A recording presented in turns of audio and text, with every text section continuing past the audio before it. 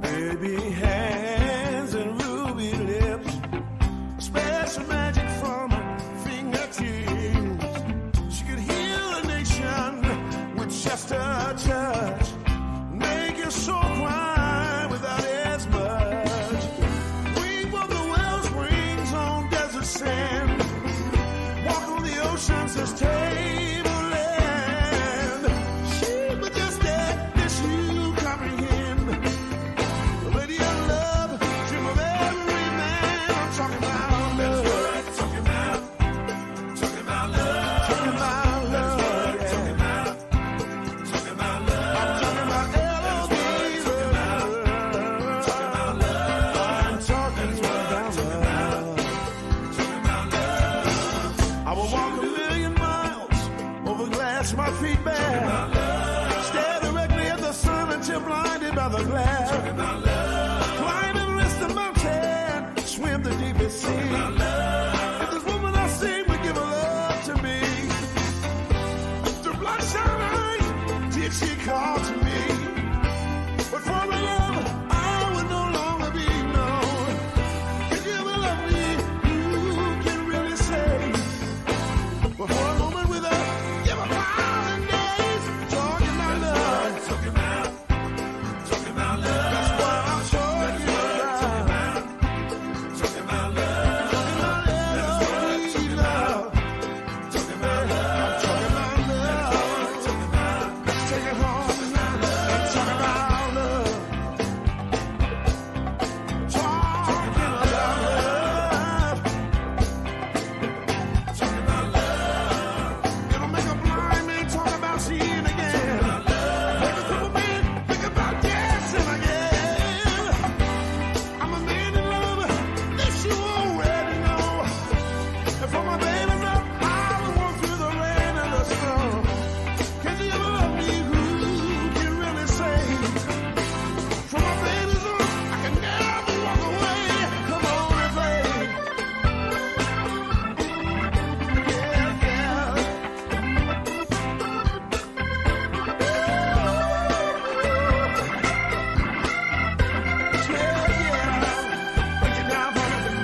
Let's talk about love. Talking about love. I'm talking about love. Talking about love. See, this man loves a woman. Talking about love. And it can change the world with a good thing he's found. Talking about love. See, he's going around telling everybody. Talking about love. Telling everybody about the love she's putting down. Talking about love. Yes, he did. Talking about love. When I knew I lost my dream. Talking about love. And then the shadow. Talking about love. From across my way. Talking about love.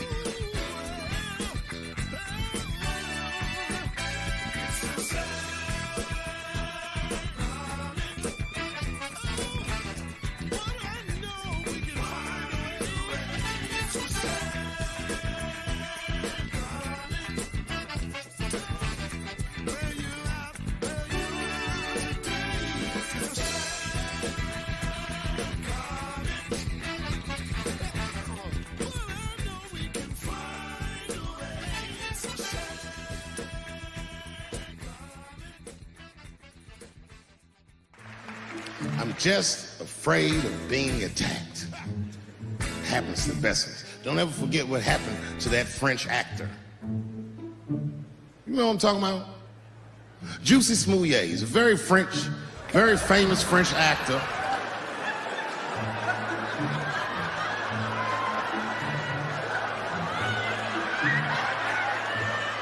Y'all never heard of Juicy Smouillet?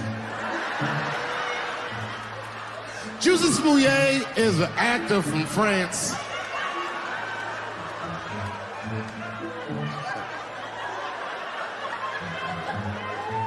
And he became famous on a show called Empire. One night, he was in Chicago late at night and was the victim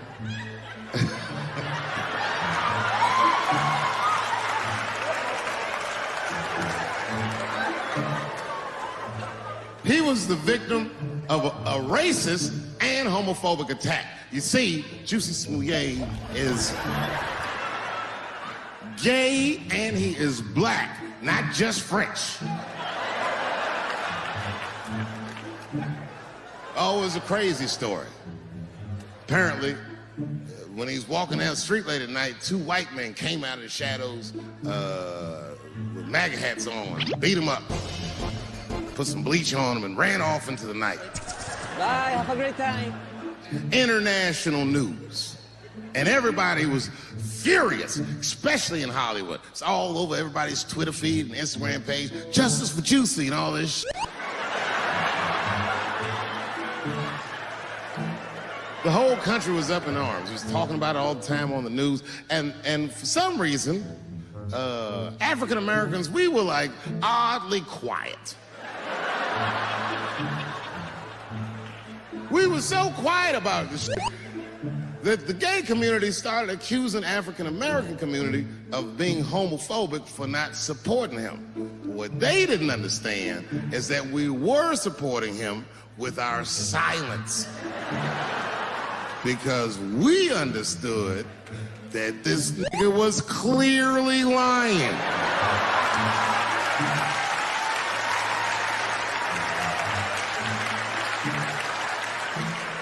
None of these details added up at all.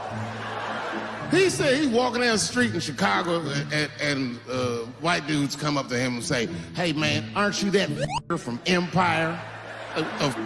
Does that sound like how white people talk? I know white people, they don't talk like that. They would never say that. It sounds like something that I would say.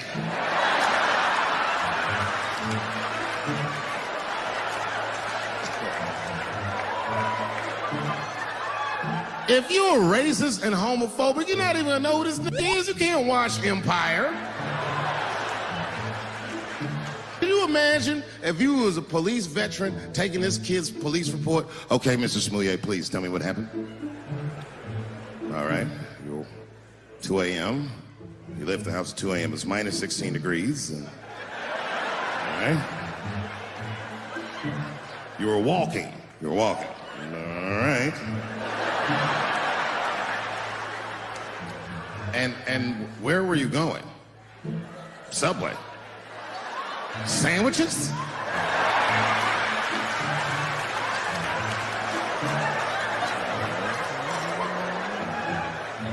That's when the men approached you? Did you see them? Do you have any? Okay, what do they have on? MAGA hats! MAGA hats on in Chicago? Excuse me one second, Mr. Smouillet. Frank, come here a second. Find out where Kanye West was last night. Right here.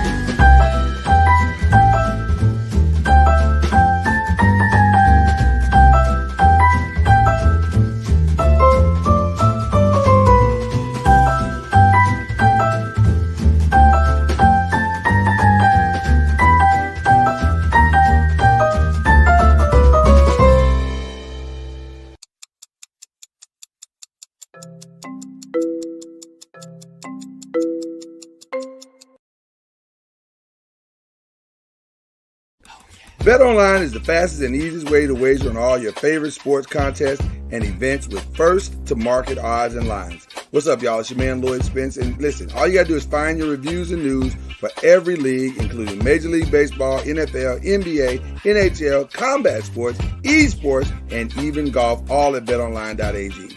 BetOnline continues to be the top online resource for all your sports information, from live in-game betting, props, and futures.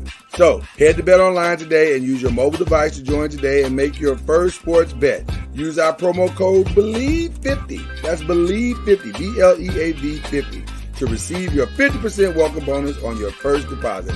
It's BetOnline, it's where the game starts. Tell them the Noisemakers sent you.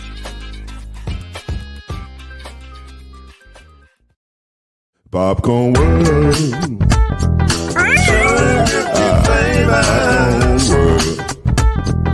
Popcorn World. Yeah.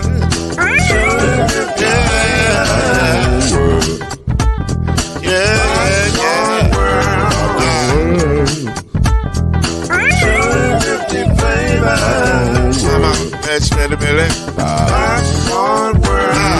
Can I make you groove now? Yes, I can. So you can get this groove in a bag of a can. I can make it round the world when it holds in your hand. Popcorn World. 250 flavors gonna make you smile. 250 flavors gonna make you smile. 250 flavors gonna make you smile. I said popcorn make you smile. Ah. 250 flavors. Popcorn World. Popcorn World. Popcorn World.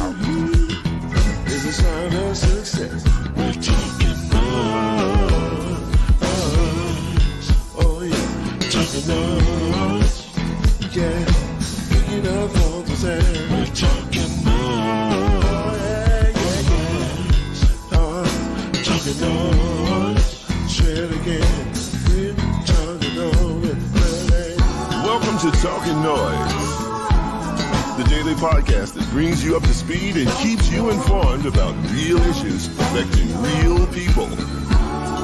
With your host, Mr. Talkin NOIZ himself, Lloyd Spence. His beautiful wife, Mrs. Noise, Kenyatta Spence. The ever-informed Brother Noise, Alan Brown. And yours cordially, Uncle Noise, Shake Anderson. Come on in and join us as we reveal and opine today's most pressing issues. Real truth while having real fun. Talkin NOIZ is in your house right now. So sit back and enjoy Talkin NOIZ.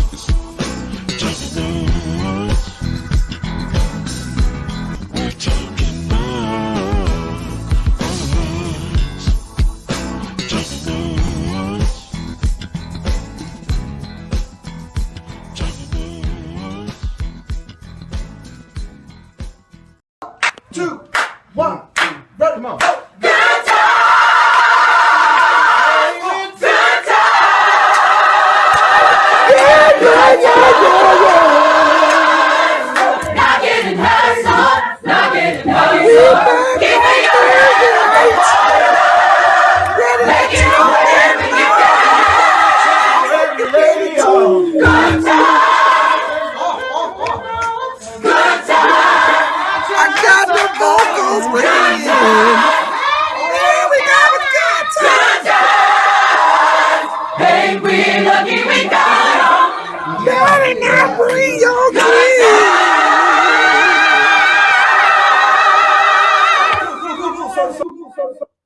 I'm ready.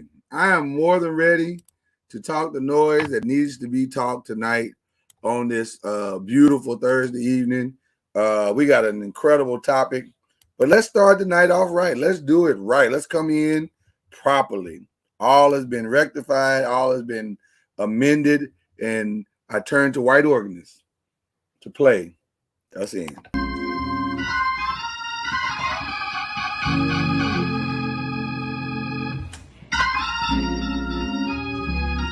Good evening, everybody. We are back on the Talkin NOIZ show, ready to make noise that only we can make. I'm coming and challenging from the third. It's James Cleveland. Now I want you to grab your Bible, turn your tablet over, and we gonna make some noise together. Amen. Amen. Amen.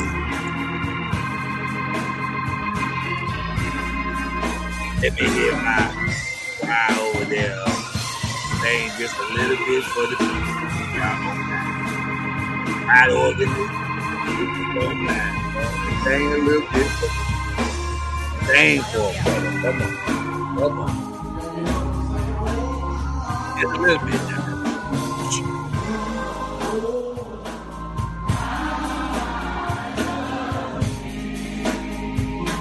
Thank you. I don't do that stuff. Amen. We got white organist was off. He's back. He's back. The suspension's over. Lessons have been learned. All is well. Change your mind when you got to pay rent. I know, right? That thing is the act right comes in quick. Isn't it interesting that white well, Lord, Mama Noy, what are you doing? Are you all right? You need to call production. Oh Lord. Yeah, call production in there to help you because that thing just started going crazy just now. Isn't it interesting, Ron, that white organist is back from suspension on the same day that Deshaun Watson is getting ready to go on suspension. Damn. And the sad part, you raised it up 5 games. So literally, you gave him 5 games and $1 million a game. Basically, I listen. I've been saying all along that it was going to be the outcome. I never thought he was going to get a year. I knew what a year meant in the bigger picture, and that's why I knew it wasn't going to be no year. It wasn't going to be no year. I wouldn't even give him 11 games. You really want to make him mad? Take $100 million. Oh my God! If they tried to take $100 million, the NFLPA would have had they'd have boycotted this entire season. If you're gonna pull a point, you're gonna probably prove a point. Prove a point. Well, ultimately, I think this is gonna cost him. I want to say I heard $5 million, or it's already cost him $7 million or something. I don't know, but you remember his guarantee doesn't hit till next year. Oh no, I know how they got it worked out. Listen, they listen. We kind of jumped the gun. I kind of jumped the gun on this because I was going to do some witty banter first, but it just worked out that we started talking about it. But you're right, the guarantee doesn't kick in until next year, and so the truth of the matter is, there's a creepiness that is tied to this that just makes you uncomfortable, man. It makes you real uncomfortable. And we're gonna get deeper into it in a minute. I don't want to go too fast, too far, too fast. But boy, there's a creepiness tied to this thing, Ron, that just makes you go, I don't like it. But this is where we are in the world, man. It's good on NFL. Y'all think y'all smarter than everybody else in the world, and you end up usually screwing it up. You know what's interesting? In some ways, the NBA has kind of caught them a little bit because they don't have as many problems like this like the NFL does. The NFL be having problems. They be having drunk drivers and folks shooting each other, kids and shooting each other in the little league games, and I mean they be having some image problems. Whereas the NBA be like, the worst that they have is fashion problems. Like some of them niggas can't dress worth a quarter. But other than that, they don't really have them kind of problems no more. Not anymore. You know what I'm saying? Not anymore. Yeah, it's gotten better than what it used to be. Oh my God, yeah. But remember, the NBA was a lot more about drugs and all the stuff that happened. Right. The NBA was they used to be the drug league, and they still smoke a blunt or two, but it ain't nearly as bad as what it used to be. Because especially now that the country is more accepting of weed, then it definitely ain't that bad. So, you know what? NFL players, they get too many people snitch on them. Go ahead. What you say, Ryan? I'm sorry. I say NFL players, they get snitched on. The niggas just snitch on them. Oh, they be snitching, bro. They be snitching. They be snitching. I saw your boy outside the strip club trying to get some wings. What? Yeah. Is that what we doing? We snitching now? But that's the but we also have a lot of social media that, you know, when you got TMZ saying I give you 5 thou wow for the picture that you took of James Harden at the house party, strip party, you be like, you know, I do need about 5 thou wow. That would help you. That is a good point, Mama Noise. That is a good point you just made. Doggone it. You know, you got the and then you got the NBA when they was in the bubble. Folks is bored. They all in the bubble trying to stay COVID protocol, and then somebody say, you know what? Let's get some lemon pepper wings. Oh no, you got snitching a little bit too. You got all the receipts. Why I ain't bringing out all the receipts? I'm just saying, you got a source that says we will cash app you 5 thou wow if you just give us the pictures, or you just give us the link, or send us the video.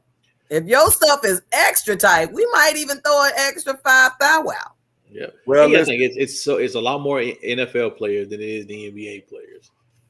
True. And they don't even care about the NFL player. They get the smallest person on the team to the biggest person on the team. No one is safe. Nobody's safe. Well, and to Tad's point, I don't know if 5 thou wow is a lot of money. I just think it's a lot of money to the person that ain't got 5 thou wow. Yeah, if you broke, it's a lot of money. Right, if you broke, it's a lot of money. Now, if you got, but you know, if you doing all right, then it ain't really that much money. And see, but think about it. If you in LA, you get 5 pictures at $5,000 a pop. That part. That's the motivation. I won't lie to you. That's the motivation. It's that part, and then it's so many.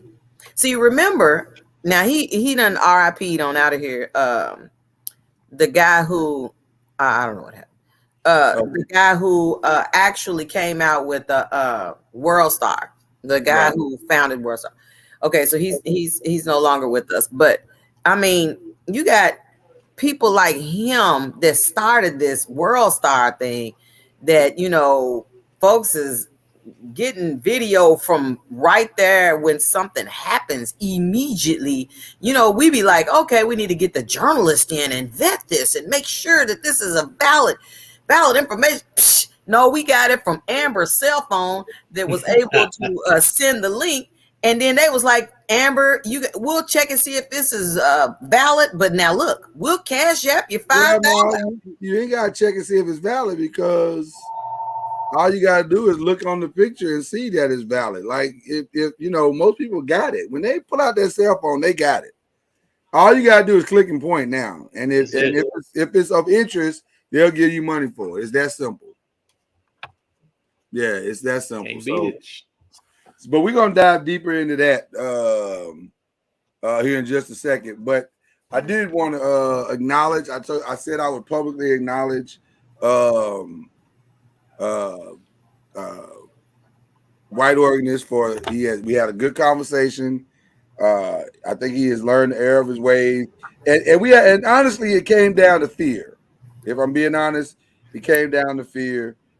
He said, "Man, I'm stressed. I hadn't slept, and the money's due, the rent's due. He didn't know how much formula and diapers were for twins, and he getting hit with the double on the diapers and stuff. So I made a call. I made a call for him. Made a call to a friend. So he's gonna work night shifts when he leaves here at this other company, and they're gonna be able to that's gonna help balance everything out. Two baby, two jobs. Right. So he'll work with us, and then once he leave here, he can go over there. He ain't got to be there until about 8 o'clock, 9 or whatever. And then it's a pretty simple job. It's like a night security job. So sit in the room and watch cameras and make sure. Truth be told, instead of having a what's it called when you having a baby shower, you instead of having a registry over at Condom Sense and Liquor Barn, they should have had it at the Diaper Depot. Mama knows I have said to you many times what that they made a mistake. I've said to you that. No, I'm just saying maybe we need to reach out to Isha and tell her that look, you need to get back on that pole. No, she wasn't on the pole. She wasn't on the pole. You don't know that, Mr. Noise. I do know that. Listen, unlike y'all, I talk to White Organists regularly. And so she was not on the pole. She was on a stroll. She wasn't on no stroll. Why y'all got the girl on the stroll just because she wore a bathing suit? Look at the pictures on the baby shower. It was one picture, and you made it. You the one planted those images in people's heads. I didn't plant the image. It was posted right here on this show. No, she looked. That don't mean she's a stripper. That just means she's coming out. She's a social media influencer. What the? She's on Instagram. It's like everybody else trying to make a living. But it's hard to be on Instagram when you got twins. Yeah, because it don't look no more like that. Mama knows you don't know what it looked like. Have you seen it? I'm just saying. What are you saying? I know what it looks like for one, so I know when you got the double, there is some concern. Mama knows, let that woman be great. Why are you hating on women? You hate black women too? I am not hating on black women as a whole. Clearly you are, because you are going. I'm just saying. You tell people Liquor Barn and Condom Sense after the fact. Mama knows. I have explained that on the show before. I said it was a mistake in the two invitations. One was supposed to go to the bachelor party, and the other one was supposed to go to the baby shower. I didn't hear that. You don't listen, because you don't listen. You don't listen. I gave the both. Listen, Linda. I gave the both. I gave the both. I'm sure you did, because ain't that one of your members? No, why you want to go to that church? He ain't came over to slide in. He came over a couple times, got his check cash. Didn't he meet Isha? He does get his check cash there, slide in. I know. No, but he met Isha from slide in. But that don't mean she's on the pole. They got a pole in their pulpit. What are you talking about?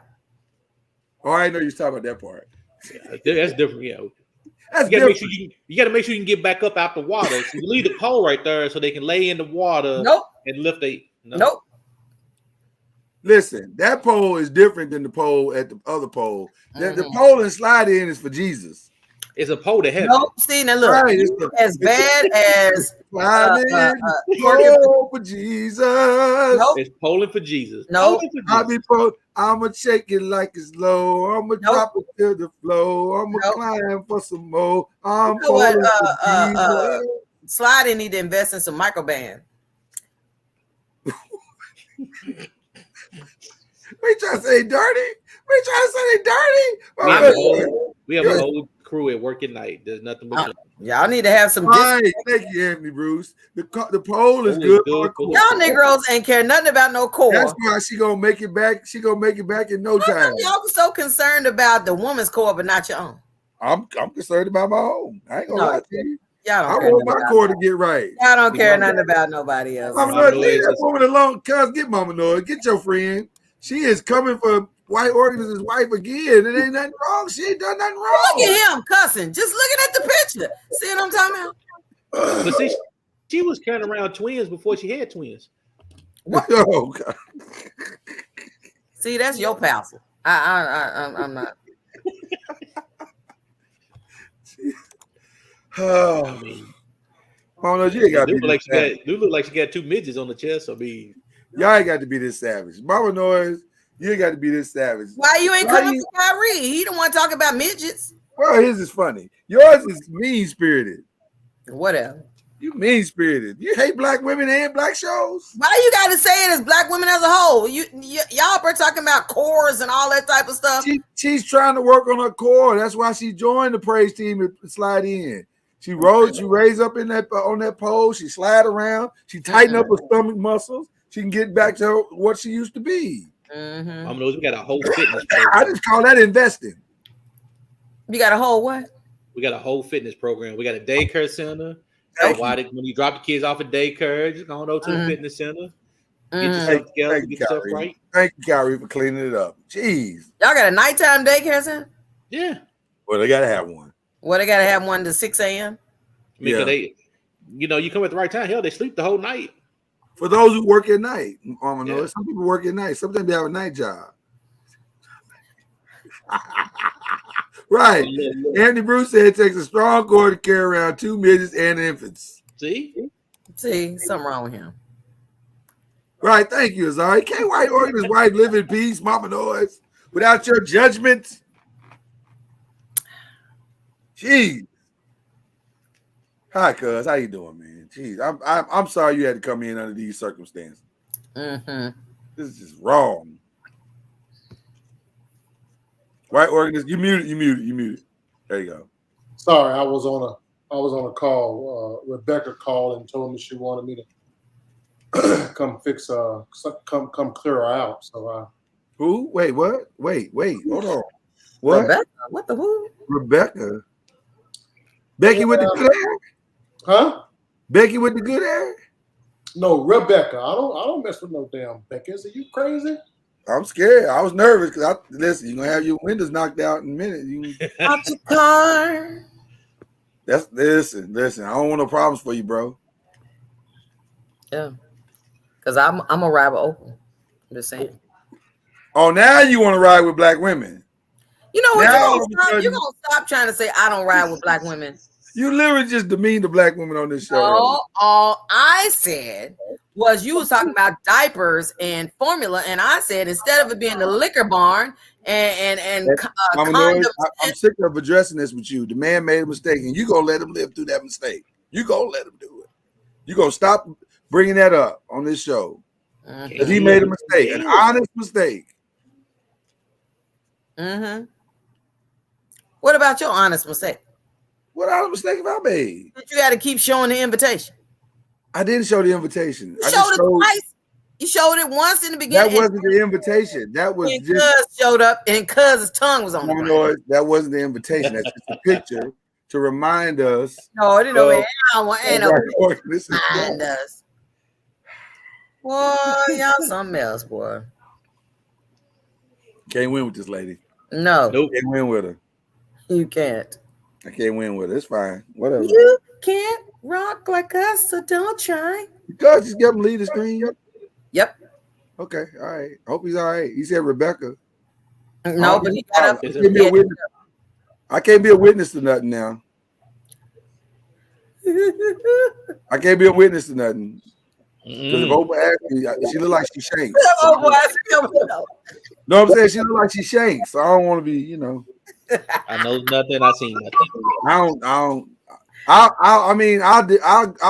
plausible. It's better that I don't see it, so it's plausible deniability. Cause oh my gosh, I have no idea what you guys been talking about. busier than a one-legged man in an ass-kicking contest, and I'm losing. You losing? Why are you losing? I only got one leg. Oh my gosh, what is happening? So I'm kicking at double time. Yeah, he can't kick and turn at the same damn time. You can't kick and turn at the same time. I think I've seen that done. Your balance is off, is what you're saying. Your balance is off. Because you can't kick one with one leg and balance. It's a tricky situation. Right. No, you wasn't. No, you wasn't. C Major. I'm not trying to hear that. Well, you say he's walking moo fish. No, I ain't get a chance. What is a moo fish? With his fish, he was walking with some fish sandwich. Oh well, no, we were just showing white organisms white. See, That's all. That's all. That's 3 times. What are you talking about? Mama Noise, everybody, okay, listen. You need to understand we have new visitors all the time. Nope. They have not seen white organisms white. Yeah, they have. When we talk about it, they need a frame of reference. Need 3 times for them to see it. They need a frame of reference. Do you not understand? Do you not understand what a frame of reference is? You don't. Yeah, I got your frame of reference. Okay, you know what? let's just move on. Let's just move on. We got an interesting topic tonight that was kind of built from the last show, and then confirmed by a series of activities over the last 48 hours. We mentioned this at the end of the last show, kind of, sort of, where we talked about, can you save those people that don't want to say it? Will some people be left behind? And since then, 2 news stories have broken in the last 48 hours. One, there is a new angle to the Lancaster shooting that most of us until today had not seen. And this is courtesy of TMZ Sports and WFAA local TV station in Dallas, Fort Worth area. So the new angle, well, I'll let the new angle speak for itself. Ladies and gentlemen, my dude got a stick. Oh shit! Jesus! So for those who may not understand what you just witnessed, I will go frame by frame with you so you can understand. The guy, much like we do in our culture, decided to start filming what was going on, the hostility in the area, and he just thought it was innocent hood activity.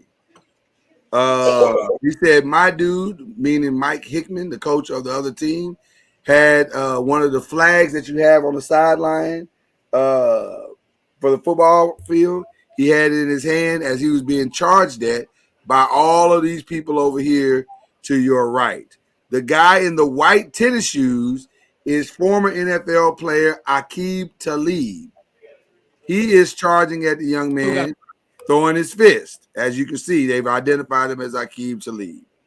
Now, the Mike swings the stick to try to protect himself, while another man is coming at him to try to attack him. The other guy kind of gets his hands on him. He throws a punch, but he kind of misses, but he gets enough of a punch to where he kind of pushes him down to the ground. Now, behind him is, right here where the arrow is pointing, is Yaqub Talib, which is Aqib's brother. He runs up from behind the crowd after he falls down. There he is in the front, and you can't see it. You can kind of see it a little bit in the video, but he already has the gun out in his hand. So Mike is looking at the guy as his friend is running up, and he's looking at Yaqub with the gun in his hand. And he wants to approach him, but I don't know if he really truly realizes that the gun is in his hand. Now, what is also interesting is that while Yaqub has the gun out, no one on Yakob's side is actually looking down to see that he has the gun. So I'm not really sure they're aware that he has it out. You said Yacob is in the white shirt? No, Yacob is okay, Mama. No, you got to stay with me now. He's in the red shoes right in front. No, yeah, the red shoes right in front with the white little underlay underneath. Oh, okay. The hoodie. That's white Yacob. ball cap, but the hood's over. Right. Okay. Now, Yacob pulls the gun out right there. Right. And aims it at Mike. Right? Right. Still, though, if you look at the face, because I've had time to go through this frame by frame, so that's why I'm very familiar with what's going on. Still, nobody else has really looked to understand what's going on until now. Now they're starting to realize, oh, snap, Yacob got a gun. But before they can say anything or do anything, Oh, shit! Oh, shit! he fires 5 times. Jesus! Jesus! Oh, shit! Oh. Uh-oh. Uh-oh. Oh, shit! Oh, shit! Jesus! Jesus! And if you go, there's another video that's out there that, or another version of this video is out there that if you go to WFAA, that shows it in its entirety. Oh my God. And so the point of showing this was it appears, and based on one of the interviews or several of the interviews that have been out there, now one of the guys that's been interviewing people and keeping the story alive is Jason Whitlock. Now my problem with Jason Whitlock is he's racist, so I can't really support it like that. Having to do with it. So of course, well, Jason Whitlock is the Uncle Tom of media, and he's going to that's what I'm trying to figure out. He's exploiting this story for everything it's worth. Everything that is worth. Yeah. So but that also doesn't mean that some of the stuff he says isn't correct. It is some good stuff. It is some I want to be tough stuff. It is some I'm gonna keep it real type stuff. But the one thing that's starting to come out of the story is that Aqib many are saying Aqib threw the first punch. And that video is not the first punch. It's the second of the first punches. Like he threw another punch. And by the way, he was so far away from the guy, I'm not sure what kind of punch he was throwing on this video. But at any rate, it appears that Aqib may have incited all of this, is what is being now said by several different sources. Oh man! And that the Aqib brothers have a history of this type of behavior. They have a history of this type of behavior.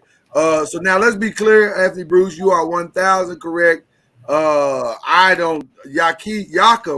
Talib is going to jail. There is no possible way he's gonna make it out of this. I'm not even sure. I know his lawyer is gonna probably scream self-defense. I don't know I don't know what jury would watch that and say it was self-defense. But yeah, because you got 7 dudes coming after one guy. 7 dudes coming after one dude and a girl. And all he's got is a flag. Right.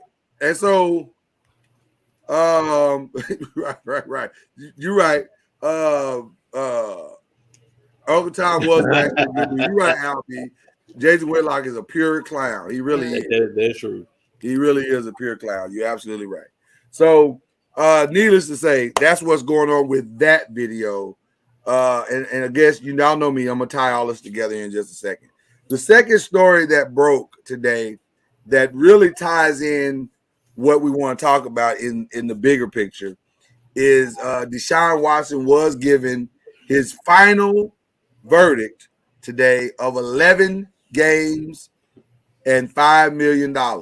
So he'll pay a $5 million fine and 11 games, and then he has to go to a treatment program and then do whatever the treatment program recommends that he does after that. And if he doesn't fulfill that, then it could extend his time out or whatever. But that ain't the most interesting part of that story. The most interesting part of that story is that Deshaun says that I'm grateful that the disciplinary process has ended and extremely appreciative of the tremendous support I have received throughout my short time with the Browns organization. I apologize once again for any pain this situation has caused. Listen to this. I take accountability for the decisions I made. My focus going forward is on working to become the best version of myself on and off the field and supporting my teammates however possible while I'm away from the team. But later on today, during media availability and conversation, he said, quote, I'll continue to stand on my innocence. Just because you know settlements and things like that happen doesn't mean that a person is guilty for anything. I feel like a person has an opportunity. I don't know why something is playing right now, but that's weird. Okay. It says, I'll continue to stand on my innocence. Just because you know settlements and things like that happen doesn't mean that a person is guilty for anything. I feel like a person has an opportunity to stand on his innocence and prove that. And we prove that from a legal side, and just going to continue to push forward as an individual and as a person. And he says he looks forward to at some point. Well, let me just read it. I feel like through the whole process, I've been trying to tell my side of the story, but a lot of people just didn't pay a lot of attention to it. But he looks forward to telling his side of the story, but he's sorry that people felt, in his words, triggered. A fascinating turn of events. Not the verdict, not surprising. I don't think to anybody. At least it wasn't surprising to me. I know some people were trying to say he was going to get a year. I'm looking at you guys on the 5 right now. I kept telling y'all he wasn't going to get a year because that was going to open up a Pandora's box. Mama Noise was telling y'all it wasn't going to be a year because if he gets a year, then when he appeals, the Pandora's box open and he got to tell everything. Receipts. So what makes this interesting is that after all that he's gone through, after all he's endured, he still is saying, I'm innocent. And by the way, from a criminal charge, he may be. He may be. The second part, going back to the first story, if you go back and study the history of the Talib brothers, they are legendary in these streets. Oh, you look at some of the history of things that they've done. Akib pulled a gun out on somebody at a younger age. They have I think one of them pulled a gun out on either their mother or their sister or a sister's boyfriend. One of them shot themselves in the leg in a strip club, or was shot in the leg in the strip club. And there's video of him being taken by one brother. Jacob was taking Talib into the hospital on his arm or whatever. There was a shooting in a club. There was a shooting in an apartment building. They be shooting. Hey, go on. This is an NFL player. But see, we talked about many times on this show about how even though you're an NFL player, NBA, whatever athletic professional you are, how they be, the hood comes with you if you don't get your affairs in order. That brings us to the title of today's show. Can you save the unsavable? Are there just some things and some people and some communities, and maybe black people as a whole, are we unsavable? Has it gotten so bad in our communities that we can't be redeemed, and the only answer is to get out and start anew somewhere else, to build something else? Should we abandon Oak Cliff? Should we abandon West Louisville? Should we abandon, they've already torn down Cabrini Green. They've already torn down certain parts and gentrified certain parts of Detroit. Should we be abandoning these hoods and saying, listen, you know why Harlem changed? Because they moved all them niggas out. Am I wrong? Harlem looks very different today than it used to. And Brooklyn looks very different today than it used to. Dumbo used to be a dump, and now it is one of the most prolific districts in New York. Why? They moved all those niggas out. That's what they're doing to downtown Louisville, Kentucky right now. Shepherd Square, gone. Village West, gone. Beach Terrace, in the works of being gone. Well, Clarksdale. Iroquois, gone. Iroquois, gone. Clarksdale, gone. Yeah. Yeah. But Louisville still Southwick shitty and in Cotter some areas. Homes. Gone. They was first.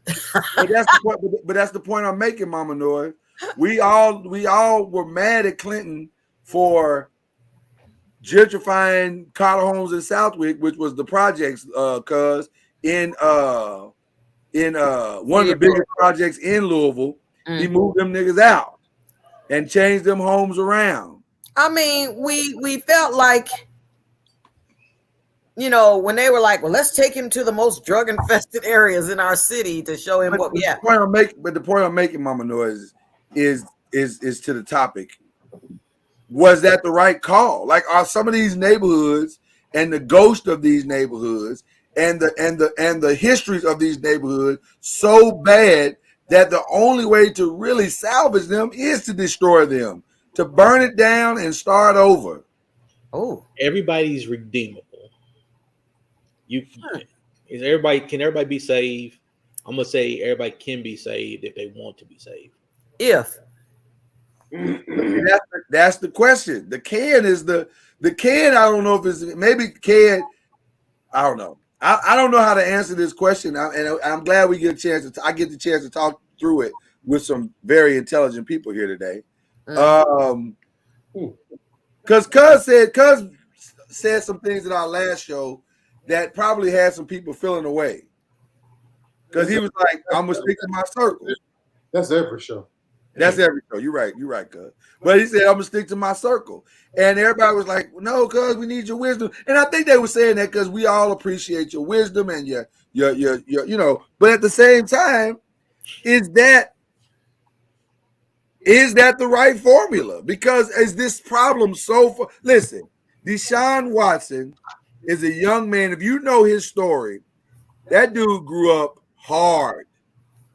The only reason he had a house at all is because Warwick Dunn stepped in and built the house for his family. Man, I appreciate it. He took interest into his family or whatever. And that's the only reason his family had a house. They never had money. So he's just now getting money. But he has brought whatever hood mentalities that he carried into his professional career. Same thing with Akeem Talib. And by the way, they are not exceptions. In many cases, if you look at the NBA, if you look at the NFL, they are the rule. That's kind of what happens. Hood dudes come in with hood mentalities, and they try to balance the walk the line between keeping it real and being a millionaire. But you have a lot of hood dudes that go in and actually do it right. That's right. So it still comes down to that individual making a decision on what he or she wants to do. Do I want to do it the right way? Do I want to try to keep it real? Or do I need to try to do something in the middle? Oh, I'm sorry, Al. I put Village West in there, and Village West is still there. Is Village West still there and functioning? Yes. Really? Okay. Right behind the Indies, it's still functioning. I thought Village West had been torn down or was in the process of being torn down. No, that's what is that? Artisha Jordan? Artisha Gardens? I don't know. Across the street from 550. Right. Yeah, but you know, Twitter made a good point. Definitely do it. No, I'm saying you can definitely save anybody who wants it. I mean, it's definitely doable, but it's still up to that individual what they want to do or not. Then ask the question: should we turn down and rebuild? Sometimes turning stuff down and rebuilding is actually a good thing. Sometimes you need to get rid of that past, that old nasty, beat up, tore up shit. Get rid of it and put something else there. Sometimes that's a good thing. But Ron, what if the nasty, beat up, tore up shit are the people? Well, I'm just being honest because we talked about that the other day. Like, are we going to have to just settle in? Because it sounds cruel, man. It sounds cruel to say, we sinking as black people. We're going to have to, in order to save black people as a whole, we're going to have to leave some people in the water and let them drown, Titanic style.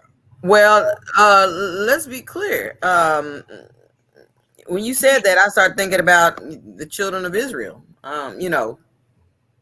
They if they didn't clear that get out of there while the water was parted, while the land was dry, Pharaoh was in pursuit. So if you was dragging behind, you might have when those walls of the water came together, you might have drowned with him. And I'm gonna say a piggyback on Twitter that was saying the people that were upset in the city of Louisville was because it sent, when they leveled Southwick, Cotter Homes, and Peyton Place and all that area back there, it sent everybody that was in that area to all other areas where it was pretty peaceful living. Now you got, well, I don't know how peaceful it was. I'm just saying it wasn't too, because you just like more peaceful than where it was at. Huh? It wasn't as much conflict in those areas. Well, and right. I'm just saying, if you wanted this, if you wanted to smoke, you knew, okay, I'm gonna go right over there. They had it quite clear, right on the side of the building. You wanted certain types of drugs, it was airbrushed the price on the side of the building. If you're gonna pull up and have your $20 ready, and we'll hit you with whatever it is that you asked for. But what I see that happened, like Lloyd said, is that when they leveled all that, like Twitter said, it was that everybody there scattered somewhere else. However, then when they rebuilt the new area down there, now people think, okay, they take care of their yards, they take care of their house. It don't look the way it looked before, where it's like once you get a bunch of graffiti artists start tagging the walls or whatever, what you gonna do? You gonna get out there and you gonna try to wash it off yourself, or whatever? The people had just gotten to a place where it just gonna stay there because it is what it is. We in the project. Like you said, it's a different pride once you go from concrete jungle, just a brick apartment, the big ass, heavy ass damn door, the steps that straight shot down. Mm-hmm. When you leave out of that mentality, they bring something in that's nice. Now you appreciate it a little bit more. You wanted to take care of it a little bit more. You feel better about yourself because you got something that's you're proud of. Yeah. Right. Right. When you go to and you can look at any project in any city in the United States, all the projects look the same.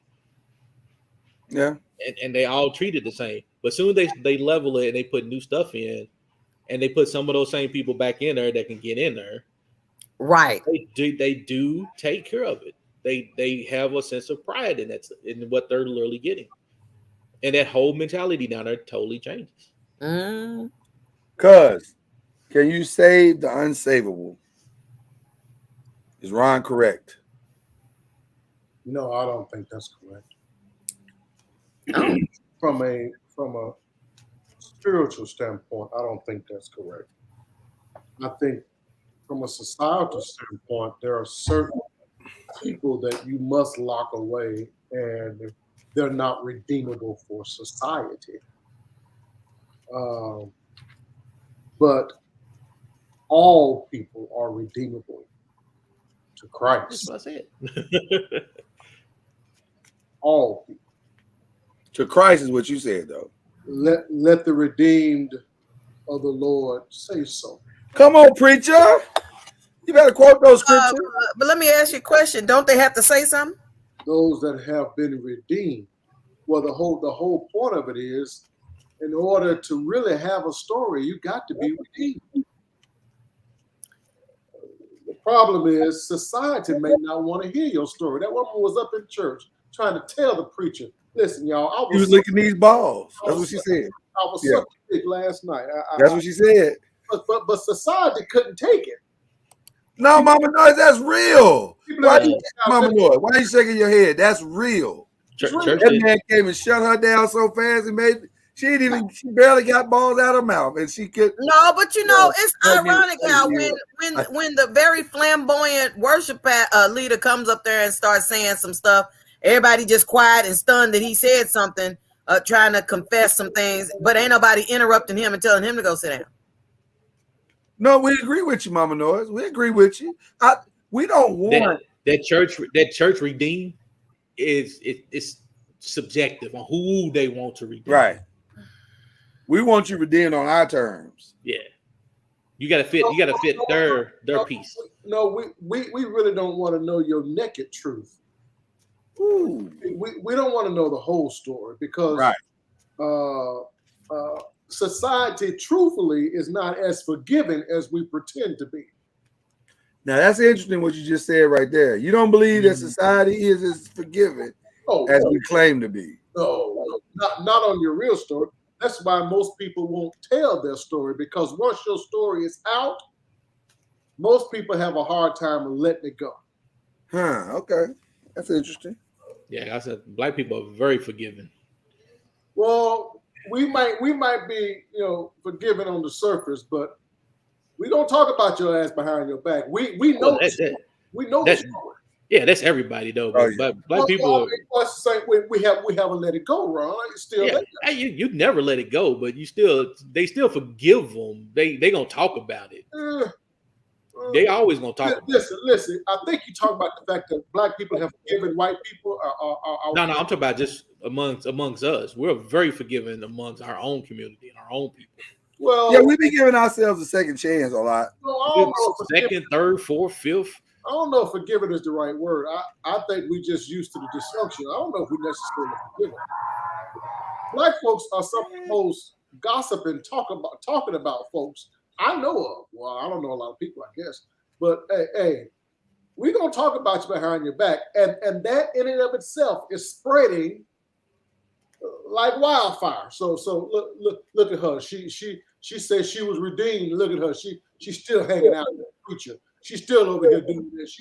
We still talk about you. Yeah, that's true. I mean, black people are judgmental, very judgmental, but they are very forgiving on a whole lot of shit. Your story getting out, some people are scared of that because they know how we are. We know how we are. Society's not forgiving, Ron. I don't think so. I'm gonna tell you something. I'm struggling with both of y'all's answers because I think I see both your points, and to some degree I agree with both. And I look at Deshaun Watson as the example. Deshaun Watson really, in his mind, says he's innocent. In his mind, I am innocent, and from a legal perspective, it appears that is true. He has not been indicted or convicted on a crime at all. But in his mind, he does not see the impropriety or the immorality of his act at all. So when he says he's innocent and he says, I apologize because my actions trigger people, bruh, if you're triggering people, that's not good. But is his guilt more on perception? No, not after 66 people. Like again, we've not all heard the 66 people. I still have an issue with why is the NFL so much better at doing this than the freaking police? But that's a whole different issue, because if he was as bad as he said he was, you should have turned all that evidence over that you had to the damn police for them to do their job the right way. You didn't do that. Well, technically, that's why it's hard for me to believe the NFL. I think the NFL is more. No, listen. But I think we're talking about two different things. No, I'm just throwing out my feeling about the NFL and the situation. No, I got you. Just want to get that off. I got you. Yeah, you just get that off my chest. I'm saying, because here's the thing. The reason why I say that's why I was struggling with y'all answers is because we may not be forgiving of a criminal thing, but we'll forgive you over an immoral one. because immoral is all in the gray area. Right. And so it's all left to personal interpretation. Because there's a lot of people that don't have, listen, they may not ever say it publicly on any platform that is out there, but there are a lot of brothers that are trying to figure out what crime did Deshaun Watson commit. They're in bars and pool rooms, if people still go to pool rooms, or video game rooms, or whatever. Rooms. Well, not like it used to, though. Just because you can't shoot them. First of all, you don't know what I can do. Don't come for me unless I send for it. All right. But my point is, they're talking in these rooms and they're saying, what did he do? What did he do? And he didn't do nothing. Listen, like I said, I have gone through that video of the football field frame by frame. Yaqub Talib intended to kill that man because hood rules in his mind took over.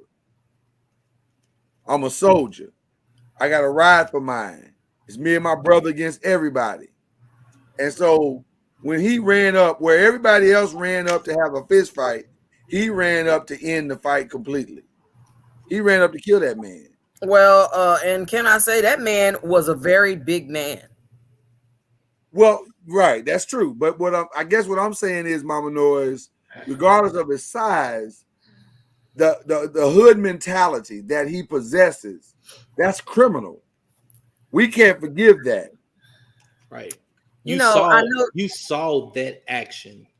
You saw what happened. So your forgiveness is a whole lot different because you that's what I'm saying. The criminality of what happened. I'm gonna just tell you, and I'm not making light of it, but I'm just saying, when I see the movie Cadillac Records, Lil Walter was up in the recording booth, and he saw what's his name? Smokestack Lightning Lloyd. The Howlin' Wolf. When he saw the Howlin' Wolf stand up, that he was 6-something, 300-pound black man, he said, "Oh, that's a big." He said, "We're gonna have to shoot him." Like, so in other words, they knew as soon as he stood up that was somebody that was not gonna be able to be taken down easily just going with your fist. And when I saw the picture that they've been rotating about this dude, the coach, and this is no shade on the coach, but that was a very big man. So I don't know if he played NFL or something before, but he was a pretty big dude, and he came like that. I think he did. He's trying to fight with a flag, with no weaponry, against this. Your boy and him had a squad. Like Kyrie said, it's about 7 of them, and. But Mama Noise, and I think I don't want you to get fixated on the wrong part of the conversation because I agree with you. Everything you're saying is correct, but that doesn't justify shooting somebody. No, that's the point I'm making. His hood mentality. So as a community, we're not gonna forgive Yaqub for killing this dude. We're not, because you don't know, because there was no justifiable reason that you could see on that video to make you say, yes, he should have did that. Right. There's no, regardless how big the guy is, it's 7-on-1. You came out of the back of the crowd, pulled up, stood there, waited for the guy to get up, aimed and fired. Right. We saw that on camera. Right. We would never say, dude, I understand what you did. Now I'm trying to contrast that to Deshaun. Soon as Deshaun comes back and plays against the Texans on December 4th, and he goes 10 or 15 for 400 yards and 3 touchdowns. Oh, Deshaun, he's back. We love him. Well, now listen. That I think points to what we really do as blacks. We're not as forgiving as my co-pastor says. I don't believe. But I do think that we do empathize with the underdog. The reason why we embraced Bill Clinton so much after he got his tallywhacker sucked by that girl in the Oval Office up under the desk, and then he shot that wad on her dress. So vivid. The reason why we were so forgiving of him is because we felt that the Republicans were trying to do him in. And because we felt that way, we embraced him, despite the fact that he was wrong as 4 left shoes for doing what he did. But if we feel like the system is trying we embrace him more. If we feel like the system is trying to fuck you, then black people, generally speaking, will defend you and stand up. And that's exactly what I'm saying. Because with Deshaun, right, there are many black men that feel like, what did he do wrong? Yeah, as long as we feel like the system is trying to do you in, we are. Mama Noise, you even said it. Well, what about Robert Kraft? What about Jerry Jones? What about this person? What about that person? Black people, listen, man, when that boy gets out on that football field and start throwing touchdowns again, and God forbid he lead the Cleveland to the playoffs and maybe a Super Bowl run, all will be forgiven. Yeah, Michael Vick, all was forgiven because we felt like that man shouldn't have gone to jail that long for no damn. And by the way, he shouldn't have. He shouldn't have. Exactly. So we stand especially up. when you wasn't there. He wasn't even there. Right. Even though what him owning them dogs and what happened to them dogs was wrong. It wasn't as listen, Plexico Barris got kicked out the league for shooting his own self in the leg. Yeah. That don't even make sense. Sound like something some stupid giant would do. They don't do that. Don't be like that. Not when the Cowboys. Don't make me pull up the Cowboys record now. Come on now. Let's keep this civil. Let's keep this civil. We've had 2 incidents in the last 20 years. Y'all have had 2 incidents last week. And one day. Right. Y'all be wilding in Dallas. But anyway, I digress. See, I let you pull me into that bullshit. And that's kind of why I said that black people are forgiven, because think about it. 9 times out of 10, the answer for black people is the system's done something against them. Right. So that goes back to, in our minds, every answer is the government done something to somebody.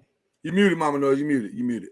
Well, that's why I said, I know you said Mama Noise says it all the time, but that's why I said, Kyrie was like, well, you know, when he was talking about earlier about, you know, I don't know, you didn't say it was a misunderstanding, but about Deshaun Watson, but I keep thinking, and I've said it numerous times, that like you said, I believe that this is some type of something that it's more than enough NFL players do, and that he's the one that got clipped for it.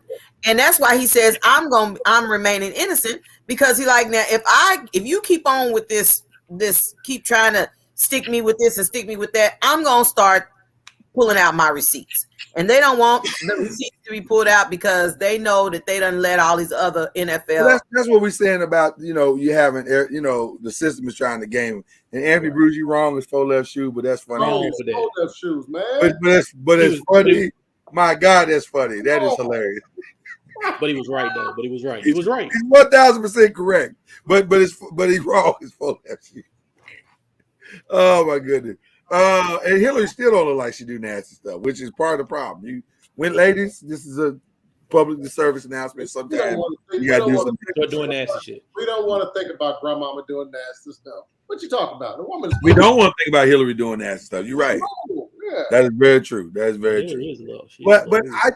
So to that point, we think those who are being jacked by the system can be saved, but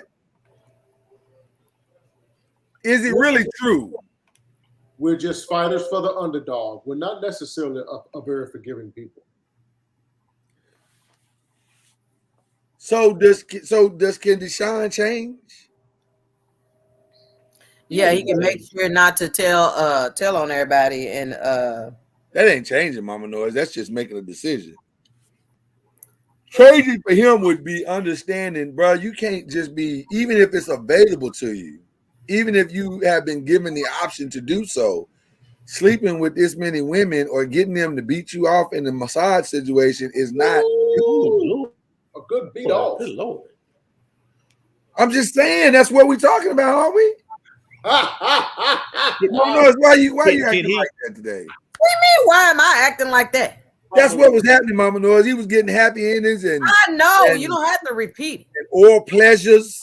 I heard the first time, especially his situation was similar. His situation was Jay giving illustrations, and you up there talking about Mama Noise.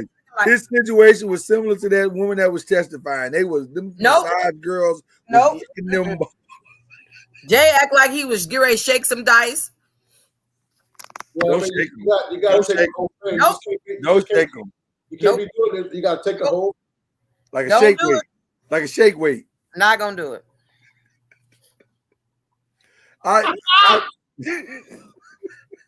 Not a shake weight. Not a shake. Like a shake weight. Damn it. That's a two-hander, isn't it? That's a two-hander. You know, you gotta shake it. Make that noise. See, you know. See, y'all know you walk right into it. Nasty. Nasty. That's what I said. Okay, nasty. This is Anthony Bruce's problem. Fault.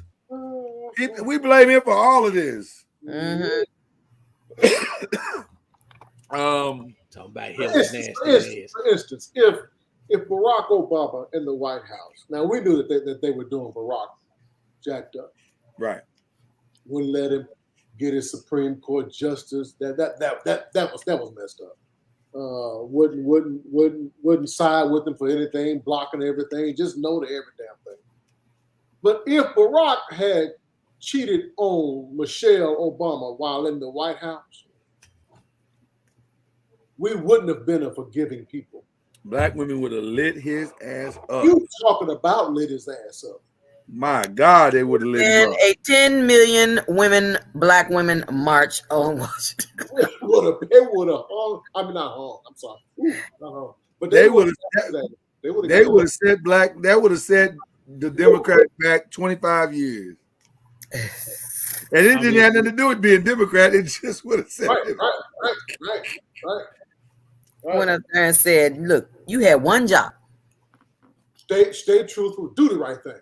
Do the right thing. Be the example of the black man for all those behind you." In all honesty, that was actually the most important job that he had.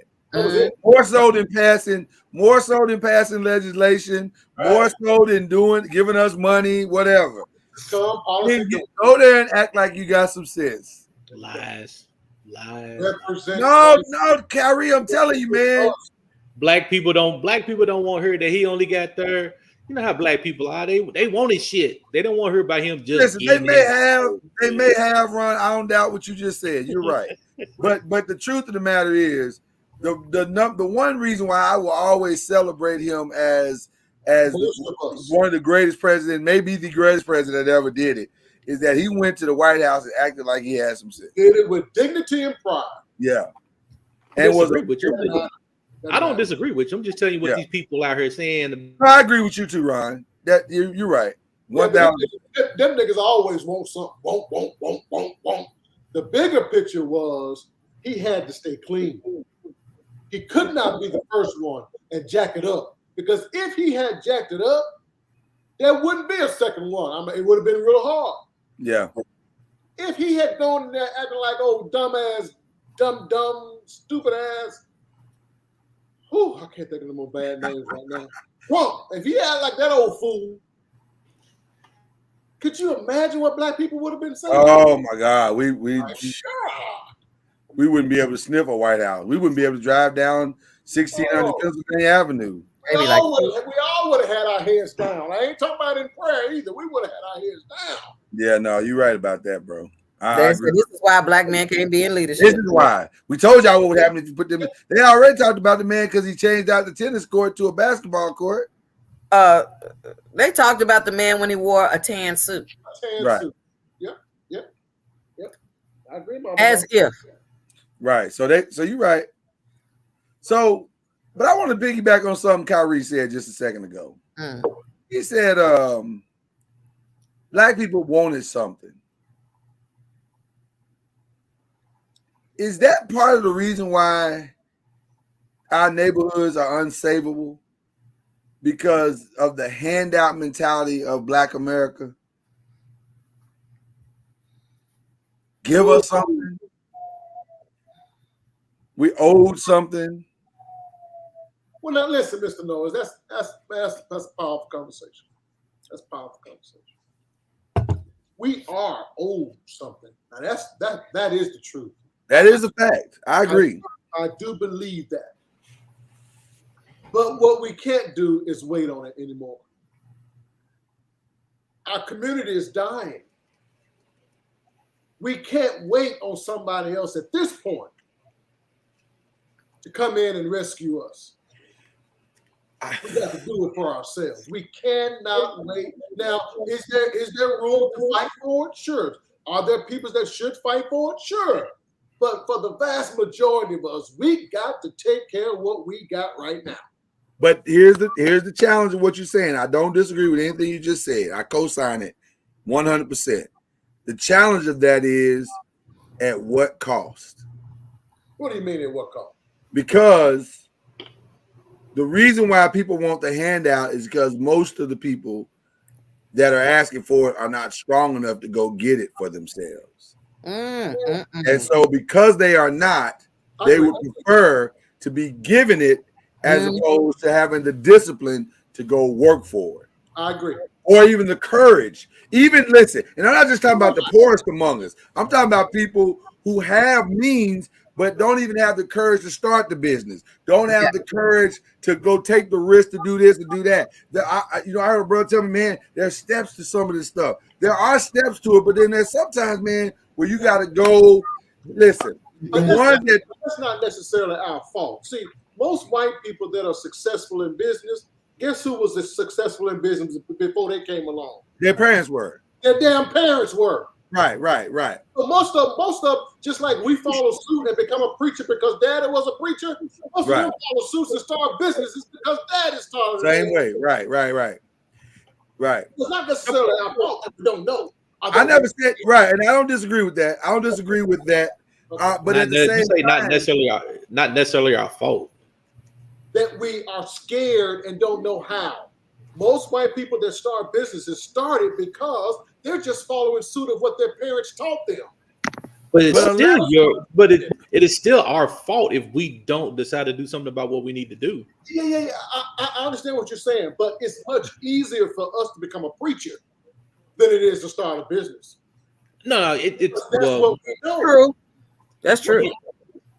But what I'm still saying, but it's I get they preachers and all because that's your family came up, but you still up to you to go and learn how to do that and do that if you wanted to. We can't continue to wait and say I'm gonna be a pastor because my father was a pastor.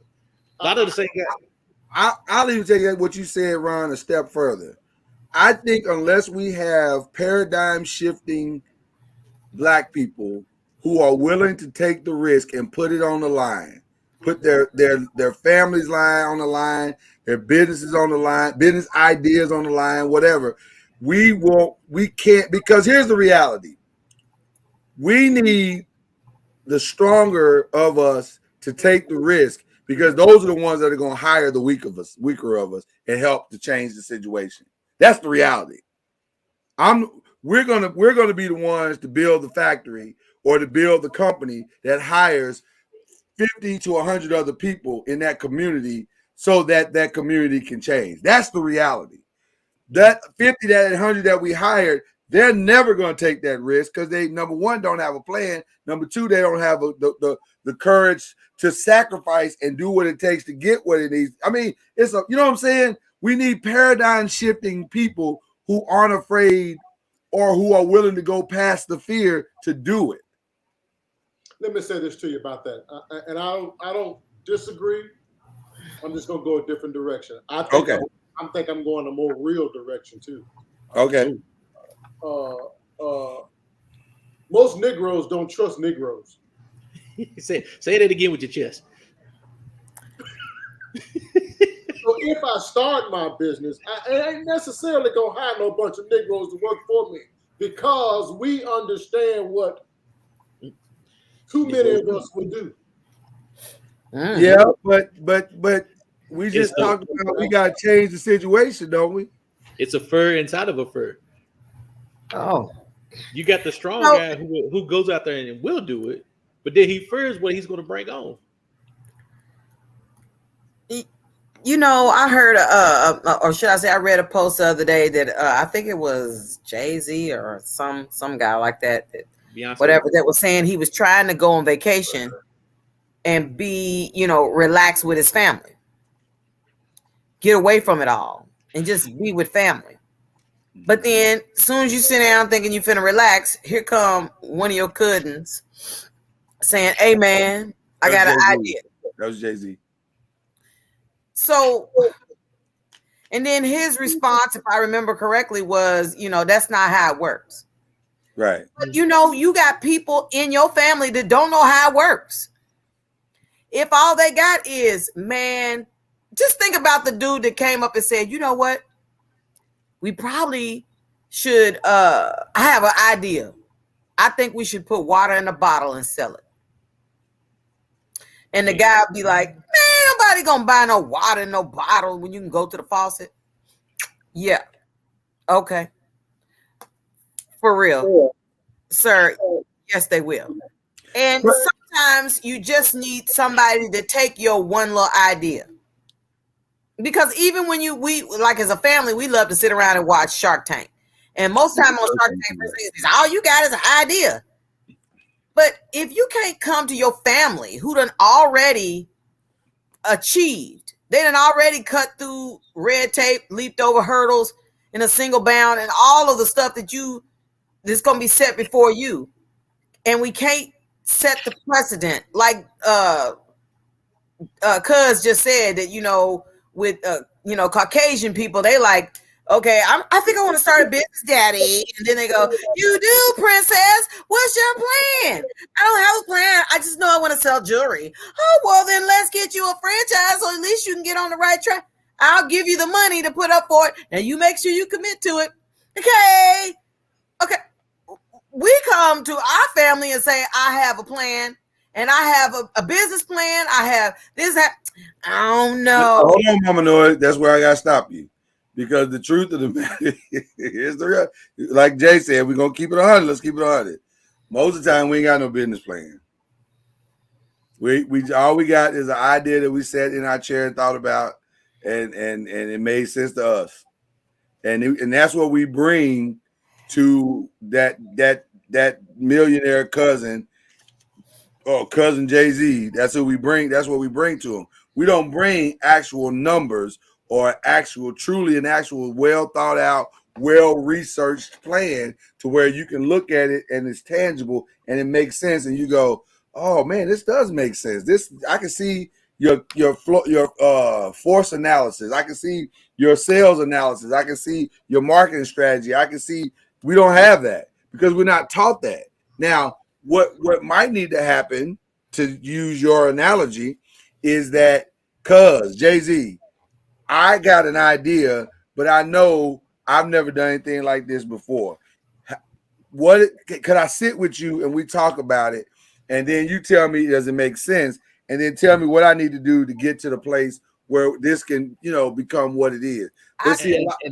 And that part, Lloyd, is what we don't do. We would not give you the knowledge to help you get to the next spot. Yeah, you got an idea. Hey, bring an idea. Okay, all right, cuz I got an idea. Let's sit down. Let's talk about it. Hey, what's my next steps? Where do I need to go? Because nobody ever is going to bring you a definitive plan, everything thought out, everything in its right order. Most of the time, if you've never done it before, you really don't know. But having that cousin or that family member that you can go to, you can talk to them, and they're willing to help you. You ain't got to give me the money. Point me in the right direction. But the other part of that is you got to be willing to go the distance with that. Like when he says to you, "Hey," like, because here's what should have, to use your, again, Mama knows, I think your example is a good one. But I think the way people need to understand it is, cousin Jay-Z, can I sit with you for the next 6 months and you talk me through how this type of stuff works? Because I think I got a good idea, but I need you to help me flush it out. Cool. Now that's my family member. Now he might be willing to do that. You know, spend some time with you on the phone or bring you up to his offices or whatever because you family.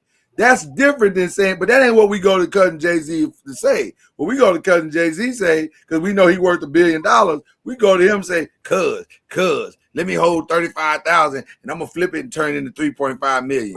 But you know, the same, you say that, you know, that's what we come to him with, but then you got the local drug dealer that says, look here, I'm gonna give you this bag of weed, little Stefan, and show me what you can do with it. And Stefan be like, I'm gonna show you. They done showed enough of Black Mafia family movies and 50 Cent's Get Rich, Die Trying and all that stuff, where somebody saw that this child had some type of zeal and tenacity, and if given an opportunity, they would do an outstanding job. So instead of just saying, "Oh, here come this look," trying to come up on my riches, it's like, bro. But that's not what's happening. You missing the point. You said we should take more of it. Jay should take more of an interest, and maybe that's true. Maybe he is doing that. I don't know. But my thing is also that goes back to the original question: can you save the unsavable? Because if all you come to me for is to say, "I got an idea, give me this money, and I'll do it." Well, that's not how business works. You just gave your monkey to somebody else.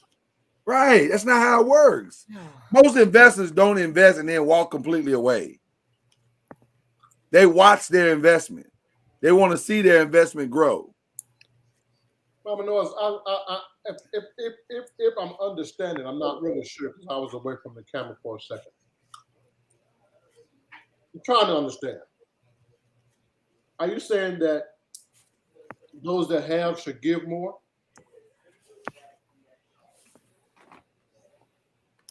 I'm saying too much is given, much is required. If this dude is sitting there with $1 billion and he has somebody that has an idea, give him something to be responsible for, to show you that he can be committed, that he can do something, and that that he has, whatever. What should he give him? Mama Noise, there's so many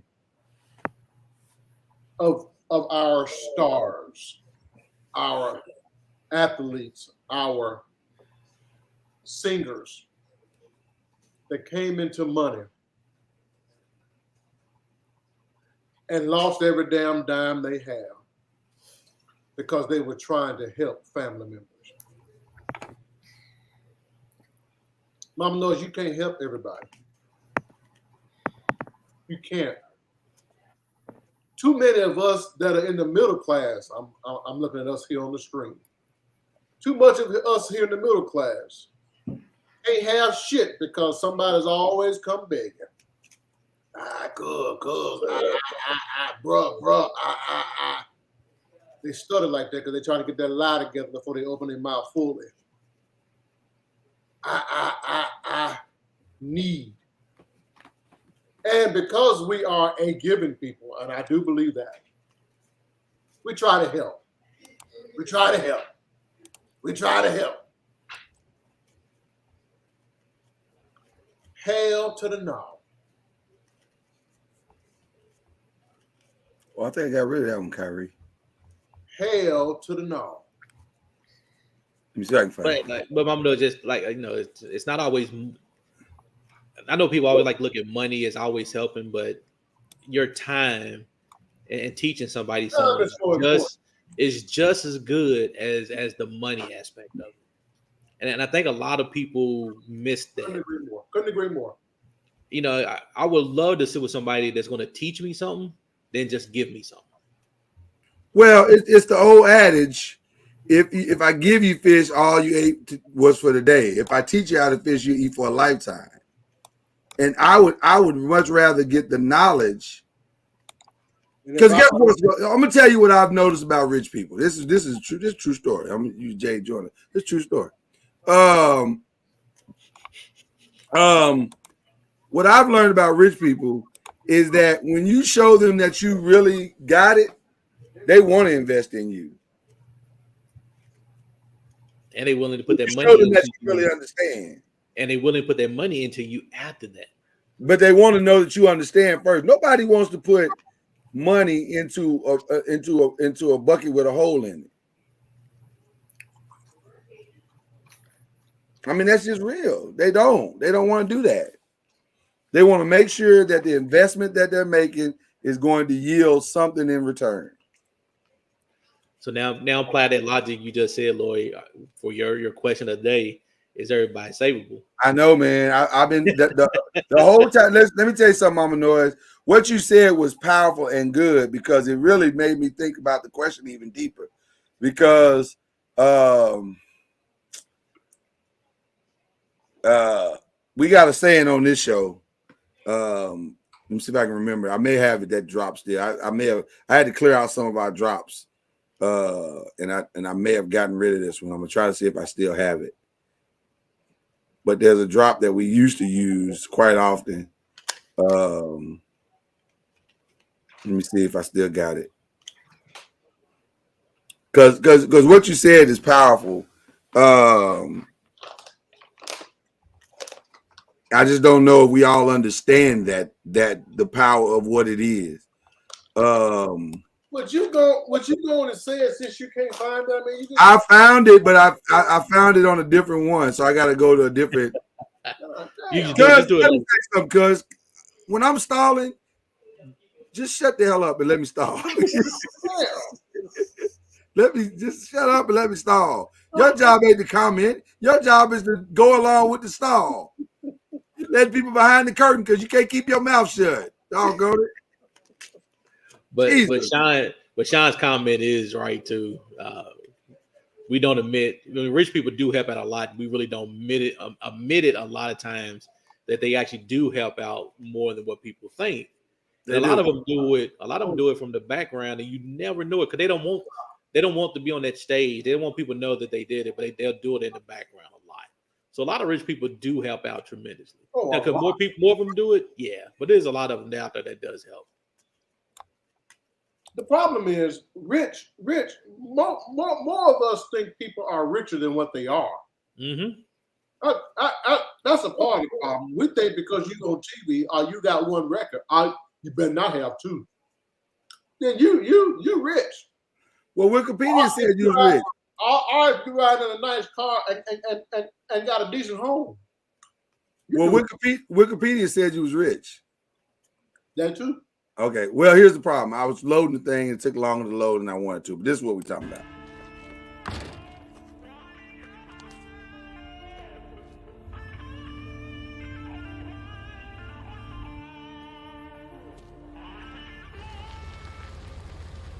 Bang!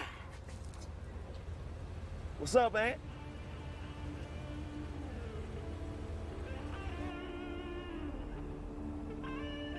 It's too long. That ain't the short version. It's grown man business. All we were trying to say. So you found the long version. I know. I think I got rid of all of it. Wasn't that Diana Ross' son? That was Diana Ross' son years ago. Before he growed up. He's still her son, though, right? He still is. Yeah, she didn't cut him off yet. Not yet. He didn't change his pro. He didn't change his pronoun because he hasn't changed his pronoun. No, he still got the same pronoun.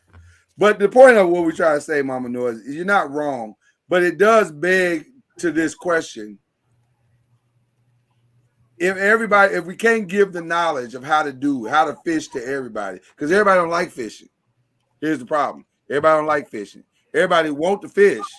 Everybody don't like fishing. That's usually what we're talking about. Everybody want to eat the bread. Everybody want to eat the barbecue, but don't nobody want to pull that membrane off the back of the rib.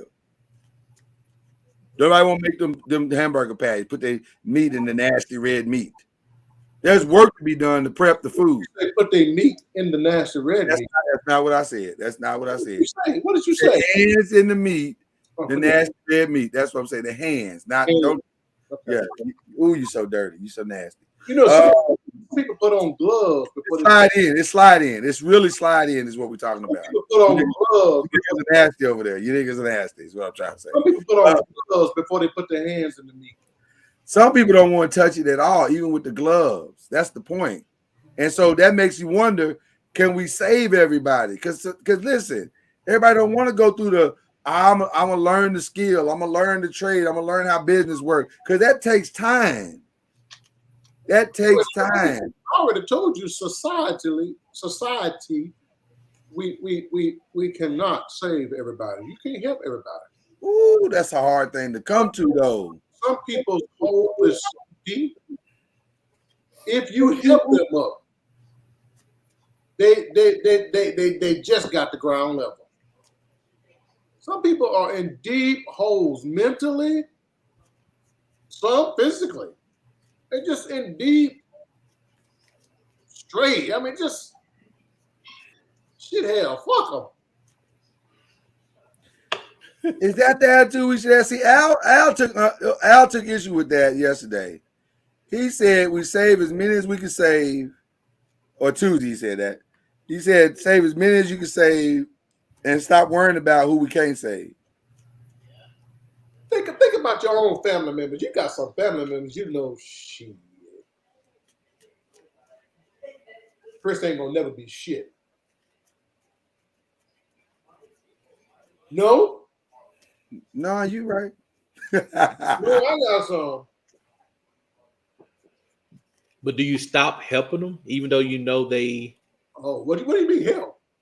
I mean, I got a kind word for you. You wouldn't give $5 for $5 for gas. No, you ain't getting no money from me. I can't get $5 for gas. But like remember we said help is not always financial. I mean, like words of wisdom is help. You know, hell, you might That's get what they more ask you for, Ron. You know they ask you for money. A lot of them do. A lot of them do. Wow. Sean said it's kind of sad that Wahites helped me with my youth program more than my own people. Wow. Wow, Sean. He's not lying, man. He's not lying. Sean, I'm working on it, okay? I'm working on it. I've been working on it for a while, but I'm working on it. Listen.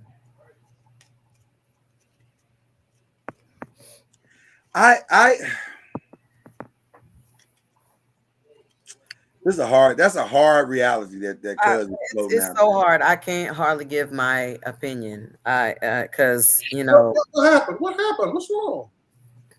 No, I just said it's so hard because sometimes you like. I'll just say us as an example.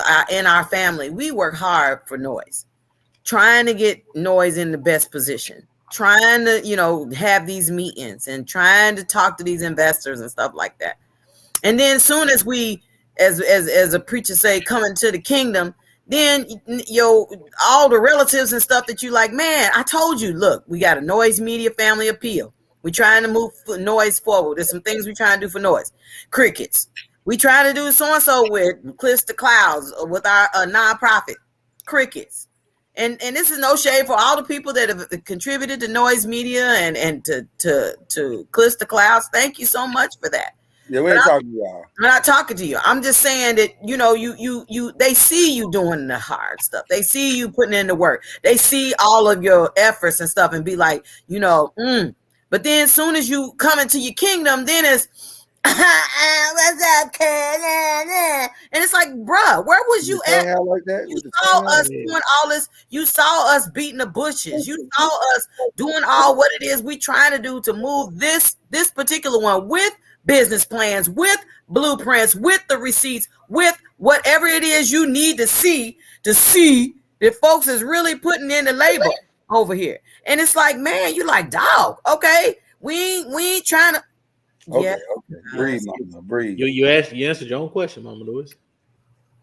You muted, cuz that's why I can't nobody hear what you're saying. Yeah, can't nobody hear, but he's muted. You muted. Unmute your thing, man. He said it's not muted. It is muted. We're looking at it. There you go. No, my daughter keeps jumping on with the earbuds. That was Mama Noiz, just do me a favor, me personally, seriously, all jokes aside. Do that sound that cousin makes when he comes to you to ask for something.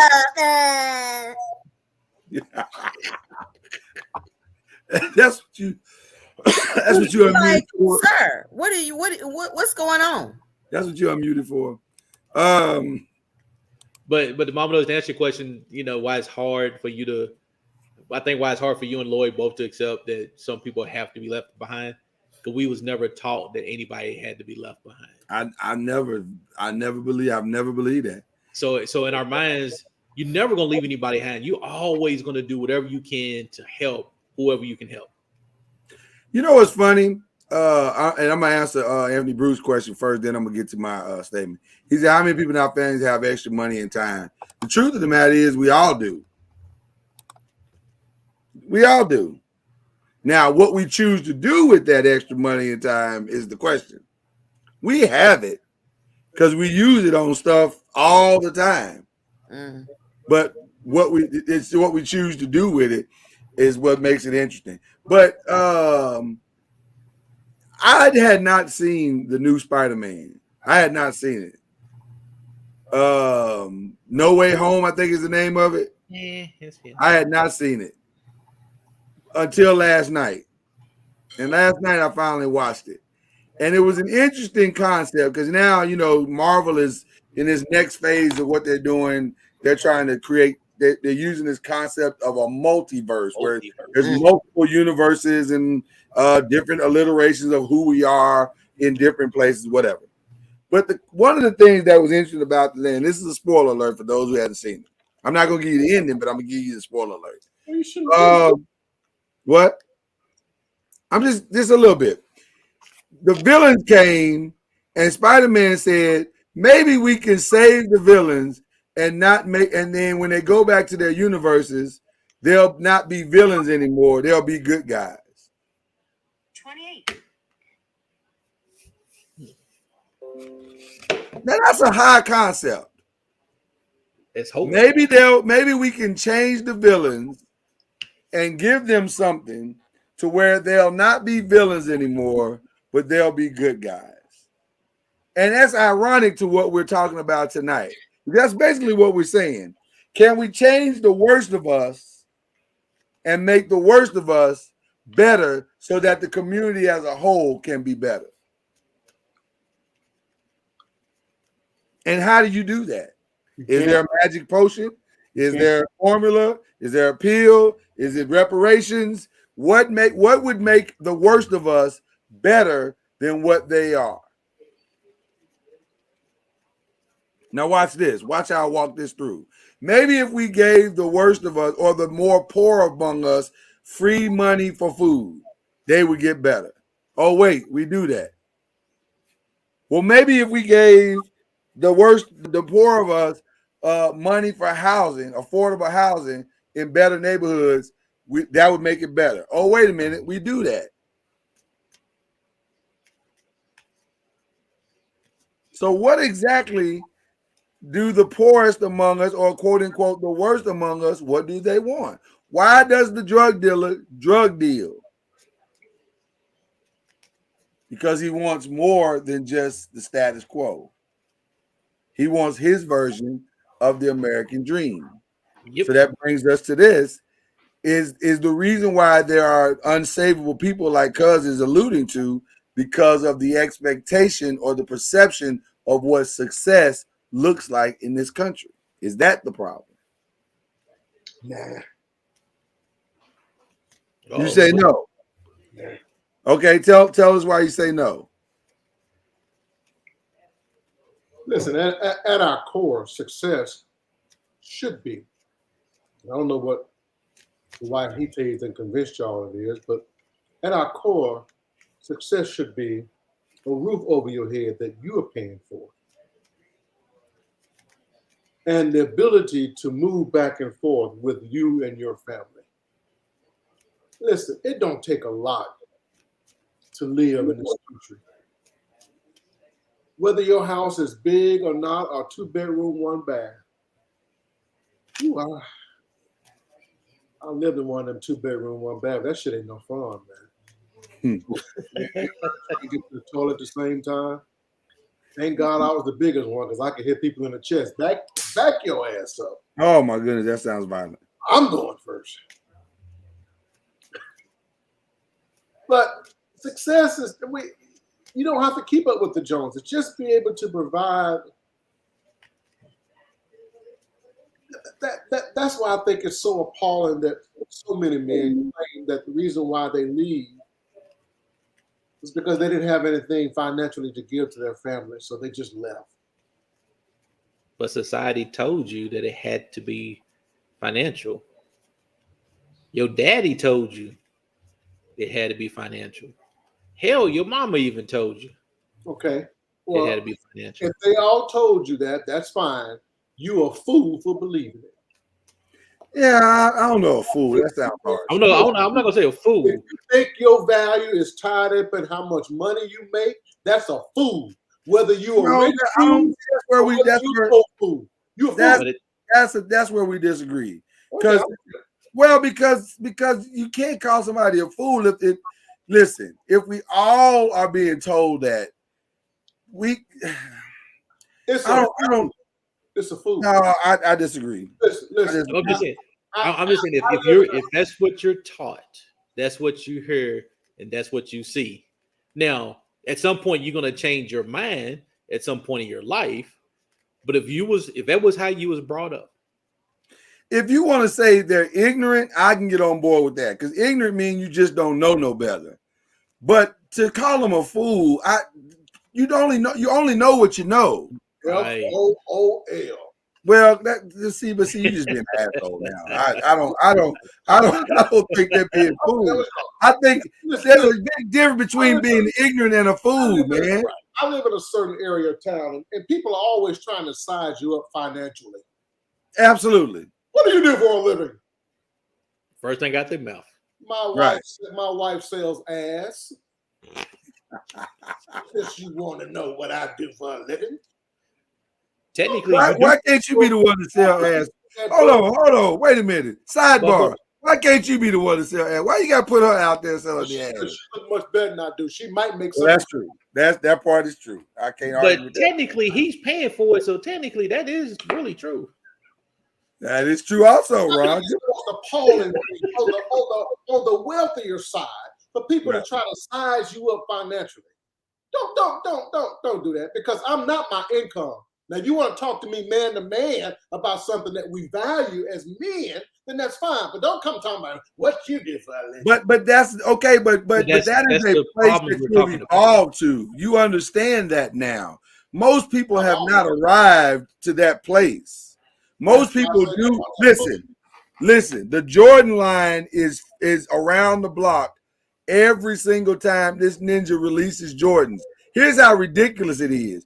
He's released these in Jordans 15 times before, and they still buying the Jordan is the greatest snake salesman brand in the history of brand. Because this nigga done released the same pair of tennis shoes 4 times, and these ninjas will still go out and stand in the line and buy those shoes because they believe that there is value in that, and that value inherently is connected to their status, their prestige, and their image. They believe that.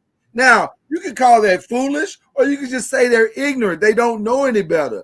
I choose to say they're ignorant as opposed to being completely foolish. Now, I think the act is foolish. The act is very foolish, but it's ignorance. You don't know what you don't know. Especially if you don't know that the same shoe that Stephon Marbury has that's much cheaper, that's made in the exact same factory. So you going out just wanting it because it's got Michael Jordan's name on it? Okay. No, I don't think, and honestly, I don't know if it's just as simple as they got Michael Jordan's name on it. Because they're treating the Yeezys the same way they're treating the Jordans. You know, it's the fact that if I have this particular brand, I am somebody. Regardless of whether that brand broke my family or made me, I can't pay my rent or I can't pay my light bill, don't matter. I'm wearing the finest of the finest. The finest ones. When you met me, my uncle, and I use the air quotes, but he's close to our family, so he was like an uncle to me, so I don't want to diminish his role in my life. But my uncle drove a beautiful burgundy and tan Lexus that he parked every night at the apartment where he lived, in a 2-room apartment with his sister. He had a great job. but he lived with his sister in a project looking building. Is that that one that worked for UPS? Mama Noise, really, be quiet. You can't do a crime with Mama Noise. She talk too much. Anybody ask you to put all the receipts in the street? Well, you didn't say it was a secret. We on a live podcast. Shouldn't have to.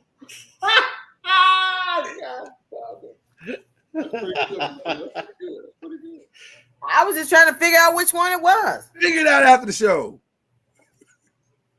That ain't the point. Who it is. I know who it is now, so you keep your mouth shut. I'm gonna mute you.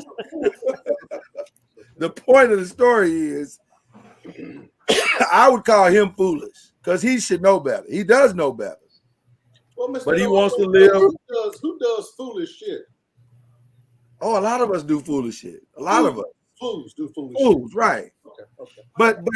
But when I look at young people and I see what they're doing, they don't know no better because they doing what their mama taught them to do. Mr. Noise. I don't have sympathy. I really don't. Really? Oh, Jesus. Clearly, you don't have sympathy. I don't have sympathy for people pleading. They don't know no better. Come on now. Come on. I'm sorry. Now, opportunities in certain sectors of the city are limited. It's hard to find motivation when you're going from brokenness at home to brokenness at the high school because the high school is falling down around you. And why do you want me to go to school now? Why do you want me to do well? But that's what we're talking about, cuz. No. Let me finish my thought.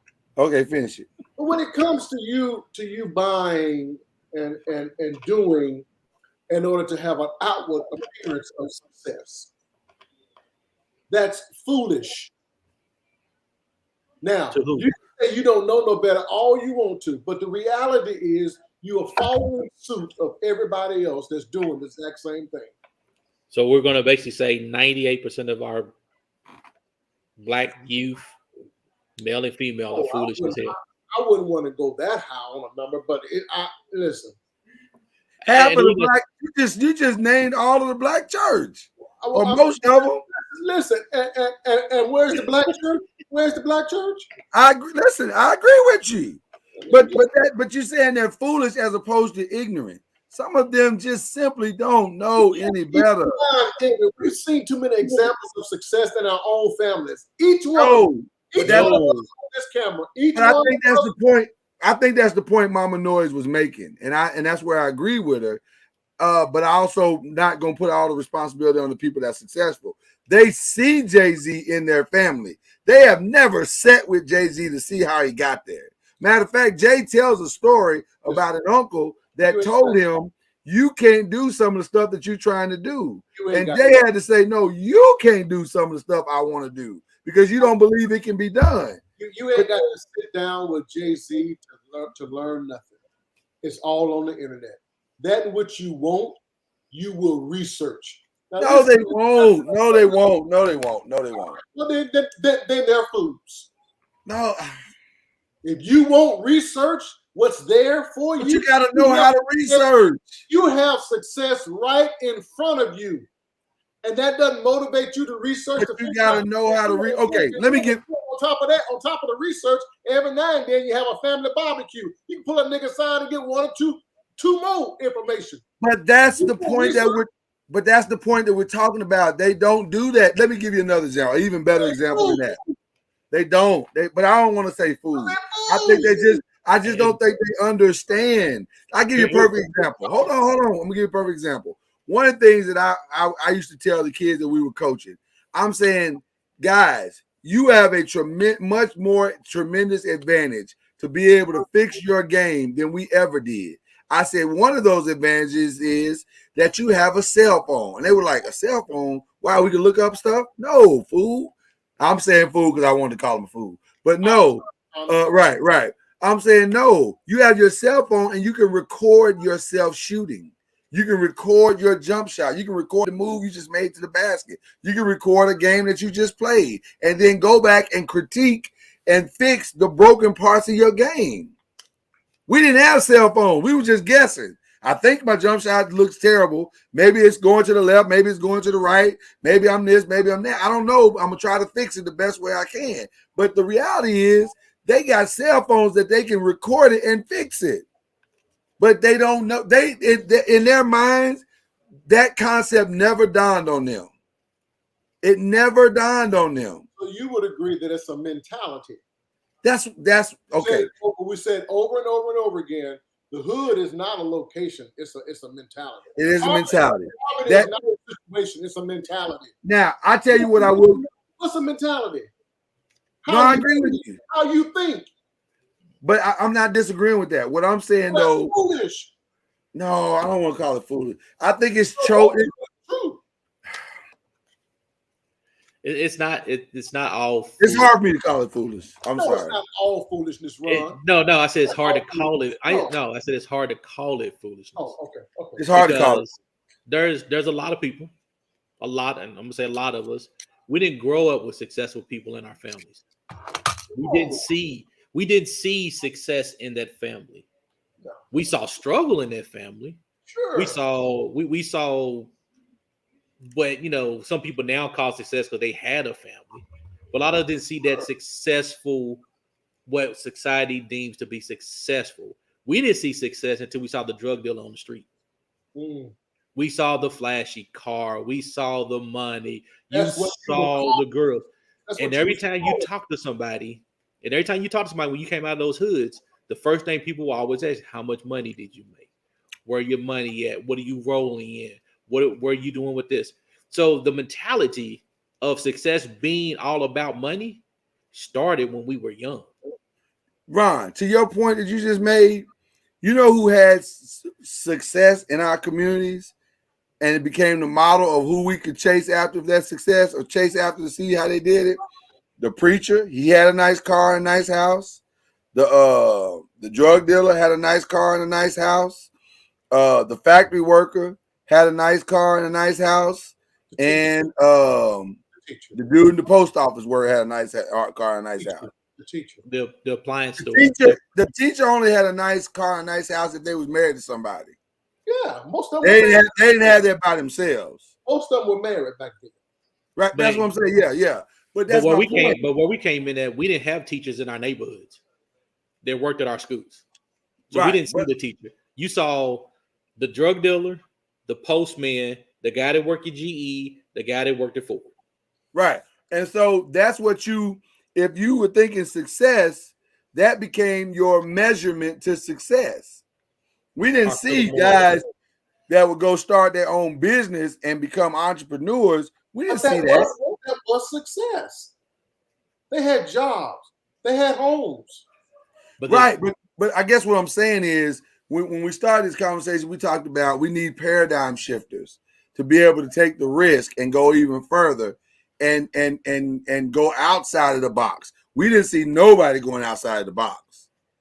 And the guy I didn't see that until I got much older. And the guy that you saw with the most money was a drug dealer. Wasn't the Ford guy, wasn't Philip Morris, wasn't GE. No. The guy that was always in the hood, always riding around, always helping out the kids in the neighborhood. The guy that was always doing the stuff that made you admire what he was doing was Willie Earl. Was a drug dealer and the pimp. And the old man that was getting his pension. And that's coming from living in the projects, coming out of the projects. That's what was happening and what we saw in the project. Because the ones that was going around working at all those places, they had bills to pay. They had to pay for a mortgage. They had to pay rent. They had to pay utilities and stuff. But Willie Earl and the drug dealer. So did you become the drug dealer or the pimp? Or did a little bit of some stuff I can't talk about on camera. Yeah, man, the statute might not be up. Don't do that. Yeah, statute of limitation is totally different. We in Kentucky. There's a statute of limitation. Doing, man? Now you act like Mama Noise. Mr. Noise, did you become the drug dealer or the pimp? I was approached by one to do one. I didn't choose it though. I chose not to do it. But I was given the opportunity. Why? Because that's what you do. That's what happens. Listen, I didn't choose it. You ask why I did not choose it. Right. Well, because in my mind, I wanted something better than that. I felt like I could have something better than that. But again, hold on, though. I know what you're saying. I feel what you're saying, dog. I feel you. But my point is not that people can't choose better. I'm saying that when you don't know, when you've been beat down, let me tell you, okay, to your point, I give you a great example to what you just said. There's a young man that I personally mentored in the hood. He lived in the hood. I was working in the hood, and I personally mentored this dude for 5 years. I took him under my wing. I showed him a better everything. Like Mama Noise came along at the time that I was mentoring him, and she was like, "Oh my God, I just love him so much." Blah blah blah. I personally mentored him. Years later, because he lived in that environment, and I left the environment to move to Texas because he lived in that environment. He went back to what he knew. Even though he had been exposed to much better, he went back to where his environment told him to do. He felt like that was his only way path to success. And he became the very thing that I tried to keep him away from. Because he thought that was the only way he could have success and get out. And again, that story ain't everybody's story because people get out all the time. You can. The point is, we were talking about what people believe from success. And yes, people look at money more as success than actually having a family as success. That is what people, and that's what they know. That's what they're going to strive for. And that's what they're going to go after. I'm going to go after the money before I go out to say I had a successful life by having a great wife, great kids. We had a white picket fence, a 2-bedroom house. They're not looking for that. They're looking for the money, the big house, the big jewelry, the big cars. That's what you're seeing. That's what those guys consider success. Right. A nigga would stand out in rain and snow and hail for a pair of Jordans to spend $400 and won't stand. That part is foolish for me. Now I agree with you on that. That part's foolish. So the guys that's looking for you said they're looking for the big houses, the big jewelry, the big cars. Are they doing that because they don't know no better? Yeah. Nobody ever taught them what a family was. If your only definition is what you've been taught to believe, then that's the only definition. It's that simple. If somebody comes to you and says, "Listen, cuz the only way you can make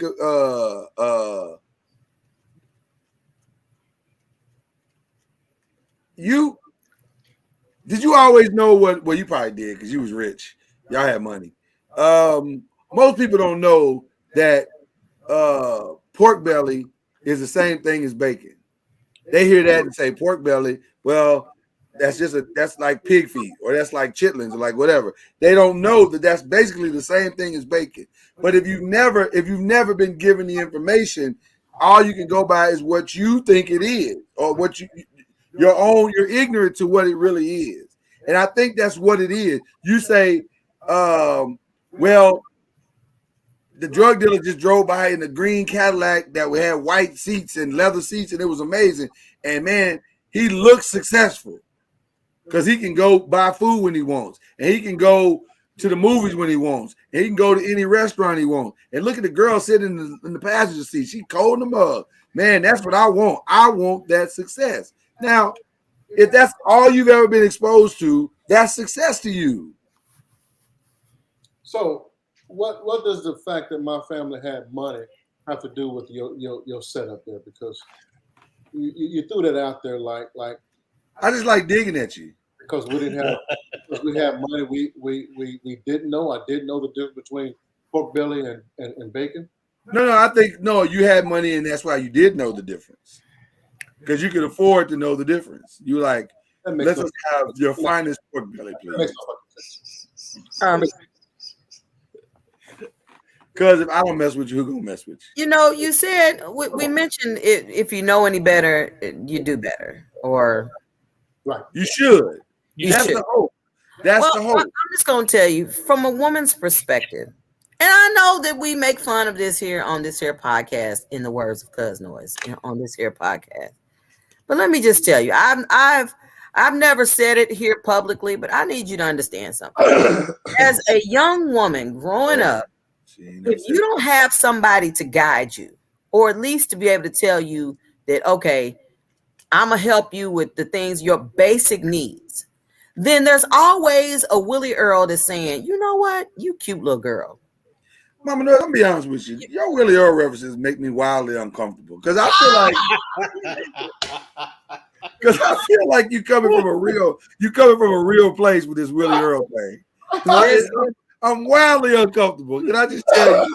You don't need to be wildly uncomfortable. These are facts. That's what I'm saying, Mama. It don't sound like you're giving a random example. Listen, that's why it's like you're channeling your inner situations. That's why it's so important.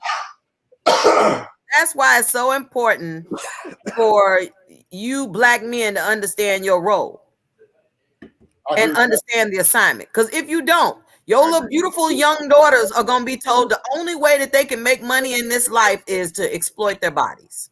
That's true. I was told many times that I need to audition for Magic City. I can see that. And I was like, for real? That's all I got to do? You lived in Atlanta? For Magic City. I used to go to Atlanta. Oh no, you won Magic City fine, was you? Yeah, oh boy. Let me tell you something. Mama Noise got this one trick. Nope. Azaria, mutant moderate. There go your daddy. It's quite something, I gotta tell you. Anyway. Did I get muted? What happened? You get muted. You get muted. Yeah. So I won't repeat it then. I'm just simply saying, and then you're saying, man, it just seemed like every time I turn around, it's and then regardless of Mr. Noise's uncomfortable feeling, it's always some old man somewhere saying, let me help you. Don't you need some school clothes? You get ready to go back to college, ain't you? You need a few things. Is he looking over his glasses like you just did? Probably. Mama knows. Why didn't you go that route? Because I felt like it was a hook attached to it. That if I go that route, then you're gonna be thinking, I belong to you. So you were exposed to it. It was a hook. It was a hook. You were exposed to it, but you chose not to do it. But because you're saying that, but you're saying it like everybody is gonna make that choice. That's not true. Okay. I was talking to Mama Knows. I don't give a flying who you was talking to, sir. What we need to start doing is we need to start speaking truth and clarifying and understanding. But we are. I'm trying to help you understand, Negro child. Excuses for one another. Ignorance in this day and age. You can't keep claiming ignorance in this day and age. So if they can't continue to call for ignorance, they can't. There was a time when you could plead ignorant. There was a time. Now, there was a time. I still think ignorance exists. From this time on, and we'll go. Let's go a couple years. Then the black community should be out of the poverty right now. Ron. That's basically what he's saying, Ron. Get him, Ron. We are where we are, Ron, in part because of a system that was stacked against us. Wouldn't ever disagree with that. The system was stacked against us.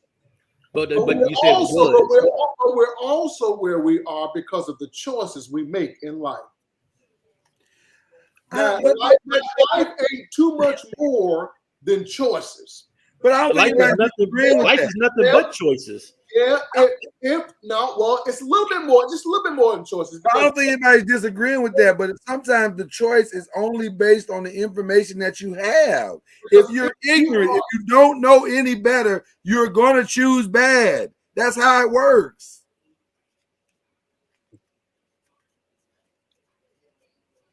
I'm just saying. I'm sure I have expressed this before.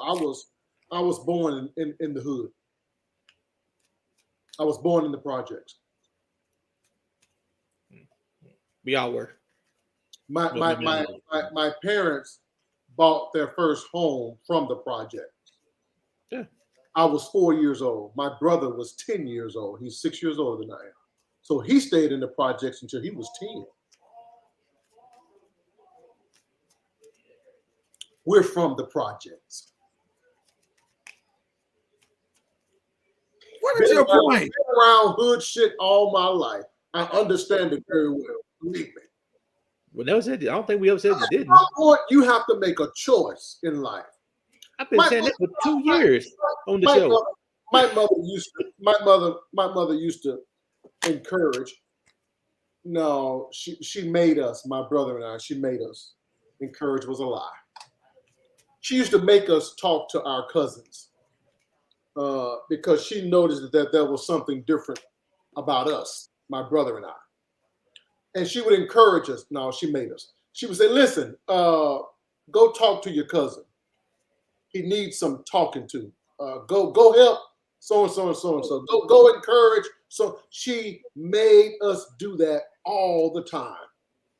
Up until the day she died. We were grown and she was still telling us, go talk to your cousin. Go help. My point is, you come across information in your life. Whether you choose to accept that information or not, it's up to you. Because I can't tell you how many niggas we talk to in our lives that said, fuck that shit, I'm gonna take the easy road. This is here is what I know, and this is here what I'm gonna do.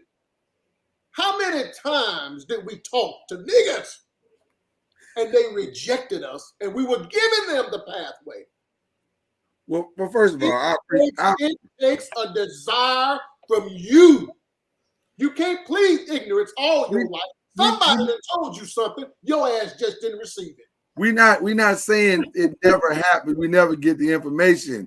But I'm trying to help you. First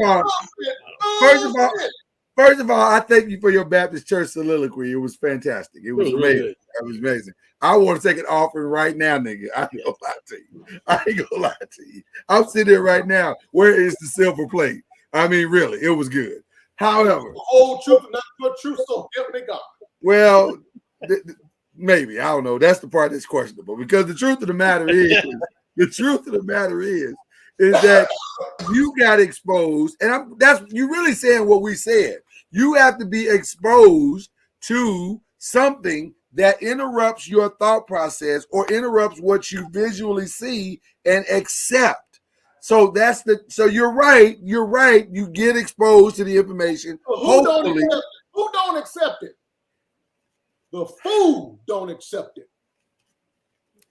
Somebody give you a plate. Is it that the fool doesn't accept it, or the fool doesn't believe it, or the fool can't connect it to the reality of his circumstance? Who is the one that wants somebody to give it to them the whole way? Want somebody to hold their hand the whole way? That's the fool. That ain't life. That ain't real. I don't know if that's a fool as much as it is. There's other factors that we talked about earlier in the show. It's fear. It's fear. It's So again, there should never be. At this case, all the information is there. Everybody's been told something at some point. According to Cuz, it is. So it should be a lot of people further on than where we are today. Ron, if you don't believe that a lot of us could be doing better than what we're doing, except for the choices we've made, I don't know what to tell you. I didn't say I believe a lot of people can be. I believe a lot of people can be better than what they are today based on the choices they made, but I also believe a lot of people could be better off where they are today by giving the knowledge that they needed to have a lot sooner to get them to where they need to be. Knowledge ain't it, brother. Knowledge is power. You got to want. But you got to have if you have the knowledge, you will get the want to do what you need to. The knowledge. If you want, you will seek the knowledge. And you're right. It just like we could say, well, people could want a lot of shit, but they still can't get it. But people make choices for the environment and the situations they're in. That which we want, we research. That which we want, we work our asses off to get it. That which we want, we rob, steal, and kill to get it. That which we want. And guess what they're doing? Rob, stealing, and killing to get that riches that they want. But here's the problem with what you're saying, cuz with the want. It's a complete problem with it, because you want as much as your capacity is to want. In other words, if all I see is to want a house, then that's all I'll take is a house. It ain't got to be a great house. It could be a shack just next door to the project. But I got what I want. You don't see that you could have a house outside of the project, or you could have a business outside of the project, or you could have a life outside. If you want what you have the capacity to entertain, or you have the capacity to grow into. And that's what I'm saying. Yeah, I don't think it's as simple as that. I don't think it's as simple as that. Ain't that saying Shaq, Miak, and a Billy Goat? Ain't that the? Did you say a Billy Goat? A Billy Goat is what he said. That was the phrase. That was the phrase that he used.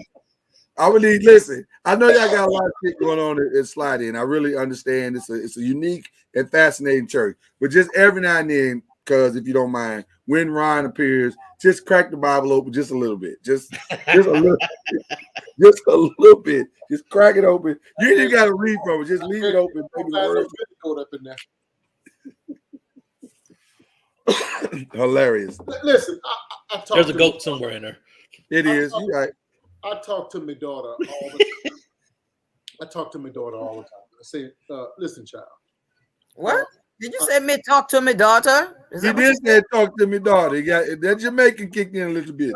I thought I was just making sure. Just a little bit. I said, listen, child. Come here, child. Come here, child. Your mom and daddy is on your ass like white on rice and stank on shit. Because we understand what these 18 years that we're raising you is all about. I say, it's hard to you right now. You feel like we just on your ass, and it's just hard. And all you can see is the light at the end of the tunnel. I can't wait to get out. Baby, let me tell you something. If you're not prepared to leave, when you leave, you thought life was hard at home.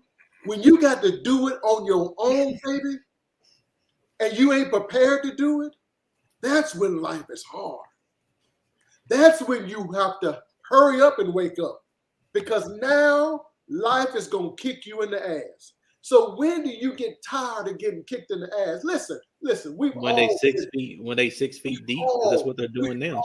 Everybody on this panel, I believe, including me, God knows me, I can confess. We've all been through financial trouble. Yeah. And there ain't nothing in my mind other than your health. There ain't too many things worse than being broke, disgusted, and can't be trusted. Man, it's a hard road to hoe. So when do you wake up to your situation and say, I have to do something different? And that's what we're talking about, cuz I think that's right, and that's what we're talking about. A lot of them don't wake up. I can't keep pleading ignorant, man. I can't keep pleading ignorant. I don't know. I'm not saying I'm not saying every single one of them was pleading ignorance, but a lot of think about the cat in the same situation. You're on your daughter's ass all the time. Woo. And you're giving her all the good stuff that she needs to know. You're giving her that wisdom. You're giving her that knowledge. There's actually somebody right now who their parents telling them, I can't wait till your ass turn 18 for you can get the fuck up out my house. Well, I tell her that too now. Shit, hell. And there's no Oh my God. But there's no wisdom behind that. There's no knowledge behind that. There's nothing behind that. Right. It's no different than a parent telling their kid, don't ask me for shit. You ain't getting shit. Listen, Ron. That right there. If we're all honest with ourselves, sometimes people got to drink to tell the truth. But if we're all honest with ourselves, we will all. I need to do that today. We would all stop and say, you know what? I wish my parents had pushed me harder. I wish my parents had been harder on me. I wish I felt more love from my parents versus the drill sergeant mentality, out of slave master mentality. If we're all honest with ourselves, we all have issues with our childhood to a degree. Right. Always. So whatever your story is, it doesn't matter. At some point, you got to say to self gonna say, huh? What the fuck are we doing? And we agree. But that decision to say to self could be 40, could be 50. It's still niggas out here 50 and 60 robbing and killing niggas. Well, that's because they not busy looking for self. They're busy trying to get a fix. They're busy trying to steal, rob, kill, and steal. They're not trying to fix self. I think as you get older, the dream of what you've been purposed to do on this earth should become clearer. Should. It should. For some people, it fades. I believe that. Right. For some, it fades. And that's why I think there's that line of foolish and ignorance that I think is what we're struggling with, because how you evolve into that reality will decide how you choose to go forward. And that's how niggas are gonna get left behind. Because if you are getting older and you still think it's about you and your Gucci and this and that and your image at the other, you probably gonna get left behind, because nobody can afford to finance your ridiculous foolishness. That is foolishness. But if you're saying, but hold on, but if you're saying I want to build something, but I just simply don't know how, and I'm older, but I know that I need to do something different. I know that I need to make some changes. I know that I need to invest money and do X, Y, and Z. Then I can call that ignorance. You just don't know how to do it. Yeah, and that's what I'm saying. There's a lot of us like that. There are a lot of people like that. Yeah. Absolutely. That's all. Yeah, that's all I was saying the whole time. But that's not the lowest of the low, though. See, most of the times, that's correct. That is correct. Those people are actually, working, but yet they're still in tune with what is my purpose? What should I be doing? I need to be further along, and oftentimes we just get frustrated with life, with ourselves, with our situation, and we're constantly fighting that battle. That's not what I'm talking about. I'm not calling those people fools. Okay. Then we No way, no how am I calling those people fools. Right. I'm talking about them SOBs. Mama knows you can make that crazy look all you. Mama knows that's son of a biscuit. We're gonna go with son of a biscuit today. I don't think they're talking about biscuits at all. We ain't talking about biscuits. I'm talking about the SOBs that believe life owes them something. Right. At some point, you got to wise up as an adult and say, life don't owe you shit. Mama knows that's the son of a bastard. Those are sons of bastards. And let me say this. Let me say this. Some of those people who are saying that, they are owed something, but not in the way that they think they are. Right. You know what I'm saying? There's a truth to it, but that's not supposed to be a crutch. That's supposed to be a motivation. And you can't wait on it. Right, and you can't wait on it. And there are a lot of us that are waiting on it. And that's why they say wait on the Lord. How the hell are you gonna tell me I can't? But it ain't the Lord they waiting on. They waiting on somebody else to give it to them. They waiting on the lottery to do it. You should have made a face off of that one. Yeah, that was where your face should have. Her lips got kind of tight, so maybe that was the face she was trying. She smiled laughing at that one. That's the part that frustrates me. I'm saying and by the way, I think, and here's your hot take for the night. I think that's the group that's probably gonna get left behind. I don't agree. That's my point. Because I don't know how you bring that group along. I don't know how you bring. So Mama Noise, going back to your example earlier, if you keep trying to get me to take 35,000 and flip it to 3.5 million because you think you got an idea of how to turn grapes into red cherry Kool-Aid, brother, this ain't gonna work.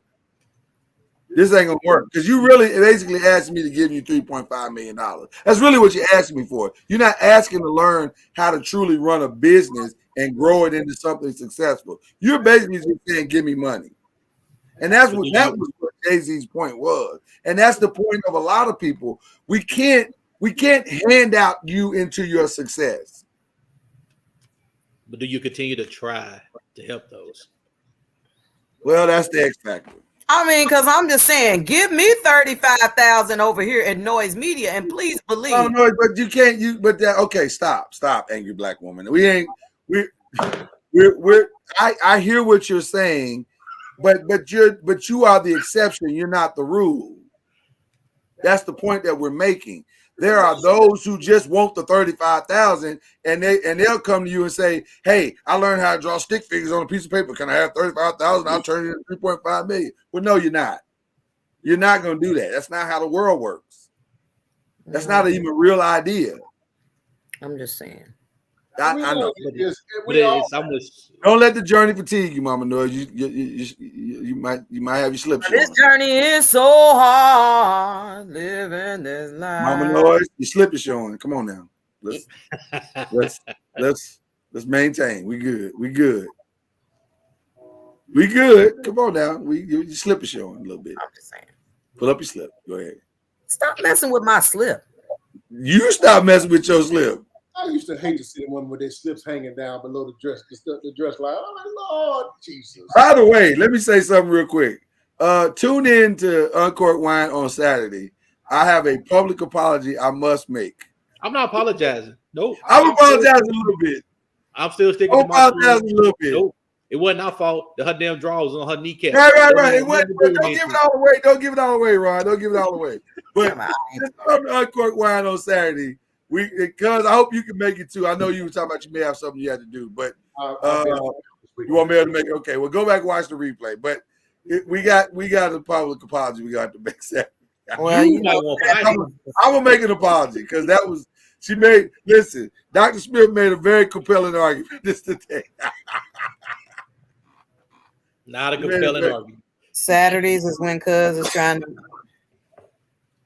No, he got something going this weekend. He mentioned it early, Mama Noise. This weekend. Well, you weren't there Tuesday when he mentioned it. Well, that's usually when he's trying to put his bid in. So. Well, that's true too. That is true too. That is He's just gonna throw his business out like it.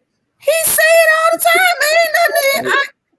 I was gonna say he already kind of co-signed it already. So she's gonna be with me. So I'm probably gonna get some Saturday night. There you go. See, that's my guy. Give me a J. Nope.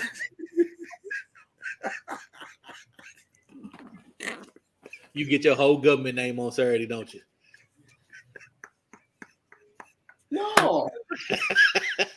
I like it when my wife cuss when we having sex. Oh my! You like the cussing? You like the cussing? I don't want nothing said proper. Don't be coming all over proper. Oh, just make love to me, Jay. Make love. Oh, I don't want to hear that. Zaria, honey. I don't hear that either. No, I'm talking. I don't want to hear proper stuff. Give me some of your penis. I don't want to hear that. Yeah, I don't want to hear that. Zaria, please just mute and moderate. Oh my God. See, Mama knows what they normally say. I want that shake weight. Get that shake weight out. Shake weight. Nope. Shake weight. Shake it like a Polaroid picture. Shake it like a Polaroid picture. Y'all started it. I had nothing to do with it. Let us pray. Let us pray, Mama Noah. Our Father. Y'all Negroes got the nerve to holler, let us pray. Our Father. Oh, our Father. Nope. Mama Noah, you don't want to talk to the Lord? I don't want him on no conference call with you Negroes. Why not? We love the Lord. Oh, well, I'd rather have my own calls. Y'all have been doing the most. God has to have a sense of humor to make people like us. So I would have to think so. I would have to think that God has a massive sense of humor. Otherwise, he'd have been and struck us all down. Oh my Lord, help! He'd have reflooded this summer bitch along. The ignorant stuff that black people do. God, Mama Noise. We literally showed a video on Monday where the preacher said, "You broke niggas can't get me a Movado watch from Sam's Club." Clearly, God has a sense of humor. He has to have a sense of humor for that. Because that dude was supposed to be struck down on sight. Yeah, but you didn't play his old sorry apology either. Well, Black Friday is coming up tomorrow, Mama Noise. Okay. We doing tomorrow. We doing catfish and blackish tomorrow for Black Friday. We call it catfish and blackish. I won't be here tomorrow either. I'm sorry. You won't be here tomorrow either? You going out of town? We leave early in the morning. Okay. Well, you're going to miss the apology. He did apologize. Listen, you are correct. Something you said earlier. I need to open the Bible a little bit more and slide in instead of opening up my mouth. I need to open up the Bible. Oh, he didn't hear it. I know he didn't hear that. Hear that? I was shaking my head. I was shaking my head no the entire time. I need to open up the Bible a little bit more because my co-pastor just said that if the Lord didn't have a sense of humor, he would have flooded this son of a bitch a long time ago. See that he did, and the Bible says it's going to be water. It's going to be fire next time. That is true. That is true. He said fire next time. That's true. So I just, he might just want to do a do-over and see if it, if it works. This your co-pastor trying these to. Niggas didn't learn the first time. We're gonna do it again.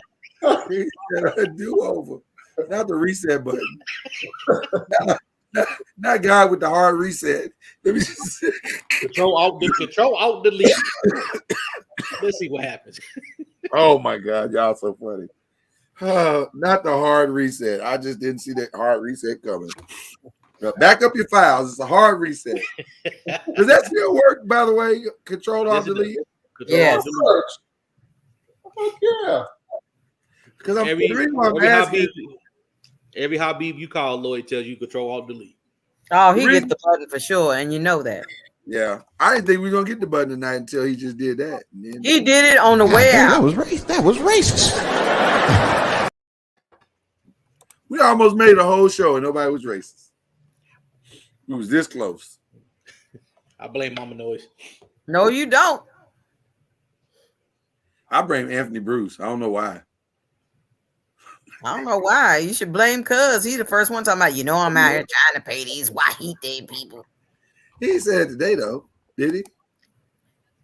I don't remember him saying that today. That's usually his intro. He said he was on the phone trying to pay Becky or somebody. What was it? I mean, my mama, that's one of those things. That's one of those things I tell people all the time. No matter how high I go in life, or how far I go in life, I will always be Mississippi at heart.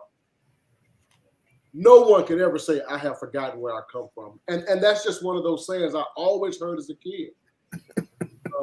Talk to the white folks, the black folks. They'd be sitting up at the kitchen table writing out them checks and licking envelopes, pay them bills. It feels like it's a nice way to say that you're always gonna be a nigga. Is that why you say I'm always gonna be Mississippi? I mean, listen, I have not forgotten where I come from. I remember clearly where I come from. Did somebody tell you that you forgot where you came from? Good. No one could ever tell me that. Why are you laughing at that, Mama Noise? My core. Because I'm kind of concerned, Lloyd. You consider Mississippi niggas. I'm Why are you laughing at that, Mama Noise? I'm as wrong as 4 left shoes, and all the time I said that, they gonna clearly know you from Mississippi. All of it. She's saying there's no doubt that you from Mississippi with the I don't think anyone questions that. That's never gonna come into question. Is what you have to really know me to pick it up, because initially people don't pick up on it. But you have to know it. You said they don't pick up on it. Once you know me, you're gonna realize that nigga there. That nigga there. Oh my gosh. You think your code switch is so strong that people wouldn't know you from Mississippi? Oh yeah. Oh yeah. Oh yeah, he know how to quit playing. All that dialect leaves the conversation. Oh God, yes. Hello, Tom. You ever do that? You follow in there? Tom, this is Jay. Well, let's say this. I never really switch like that. I really don't. I quit playing. You just don't give him the full-on nigga. Well, I mean, if you're honest with yourself, I talk a little different anyway. Mm-hmm. Right. I mean, most people say I sound like a preacher. You do. Really? A Baptist one with wooden floors and a tilt in the church where it should be sliding down sometimes. That's how I was raised. I have never gotten away from it. Today. And love some wood floors in the church. Boy, you can tap them feet. That's what I called it, didn't I? The wood floors was the drum. But let me just say this. I personally feel like y'all should make the change and slide into something a little more amenable to strippers on a pole, because what you don't want is strippers with splinters in the bottom of their feet. That's not a good look. We keep the floors. The floors are pretty sanded and waxed. I mean, they shining. Yeah, you can slide her ass from you can slide her ass from one end of the thing, lower to the other. She's on her ass, just slide it straight on down, no splinters. Oh no, Certain wood floors. Now you shouldn't get no splinter in your. Yeah, if they done right. Are these real wood floors or is this that faux wood? No, real wood floors. You do floors right. Right. Okay. Y'all just better work with some polish concrete. You can't have Willie Earl do your floors. Willie Earl can't come in there and do your floors now. You want to get somebody, Jose, Lil Tony, or somebody do them right. Yeah. See, now wait a minute. Y'all letting him off the hook. You heard him say that you got to get Jose to come in there and fix it. Okay, Mama Noise. Well, you really want justice tonight. That's right. Kyrie just wants to go out with all the buttons. I'm just make sure we get the floors done right, Mama Noise. Everybody can't do floors.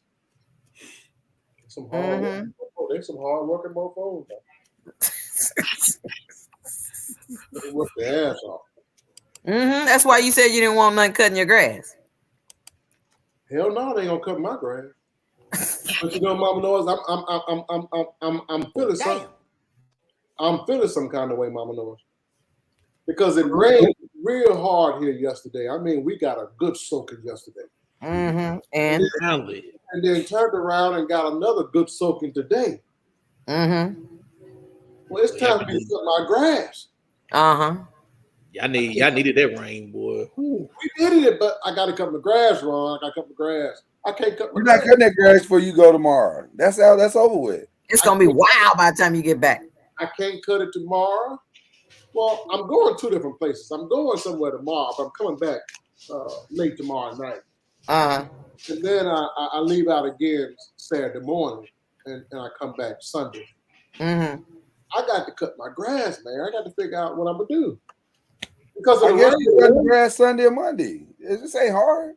Now, I'm from Mississippi. You don't go out there and cut your grass on the lowest day.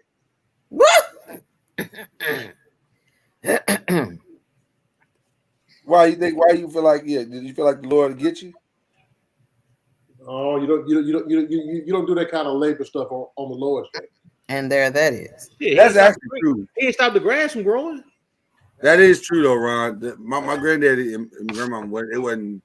You don't do stuff on the lowest day. That's the lowest day. You cook on the lowest day, don't you?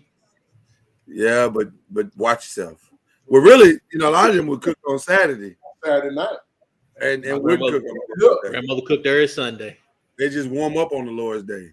That's right. All the real labor went on Saturday. They put the crock pot on and let it cook while you're at church. Yeah. My grandmother went to church. She went to church, came home and cooked. She went to church, came home and cooked. I think people felt like the Lord didn't mind soul food, so he was like, yeah. Y'all cook. I don't care. Yeah, but don't be cutting your grass though. No, I cut grass on Sundays too. See, you're a heathen, Ron. That was You know what? You're a heathen, Ron. Shame on you. He didn't stop the day. Shame on you, Ron. Ron, you say you don't give a damn about your grass no way. So what? I know. That's why I cut it whenever I want to. I don't give a damn what day of the week it is. Oh.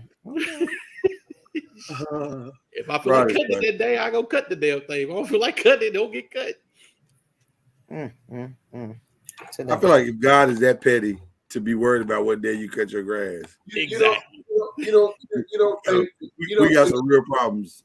You don't think the outside is the man's responsibility to keep neat and in order?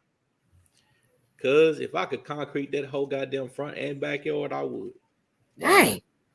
Wow, that escalated. Only reason Only reason I got grass is because the wife wanted grass. If she didn't want grass, I would have no goddamn grass. That escalated really quickly. She with grass. I don't like cutting the shit. Yeah, but it makes the home look the curb appeal very attractive. Concrete and gives your son something to do. Concrete make the curb appeal look just as good. Oh man, concrete make it look like you in Mexico. All that. I got it, Mama Noise. I got it, Mama Noise. I got it. Damn, that was racist.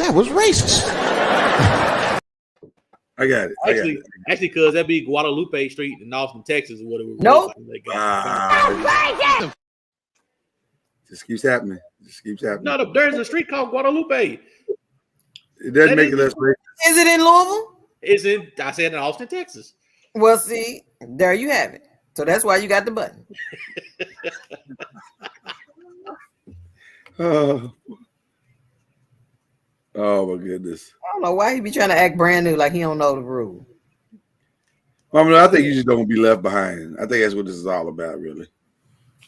That's right, because she gonna say something racist before we get off the show, so she won't be left I behind. will not do it. Mama, you think you can make it the next 8 minutes? I sure can. Okay, let's see. So I have water damage in my house. Ooh. What? Already? Mama knows it don't take long for water damage to happen. What do you mean already? I didn't get to already either. Where'd it come from? The pool? Oh, Mama knows. Can I tell my damn story without you putting me on blast and shit? You putting your own tail on blast. Did nobody know about your water damage? Did nobody know about the pool either? Well, okay. Mama knows anybody can get water damage.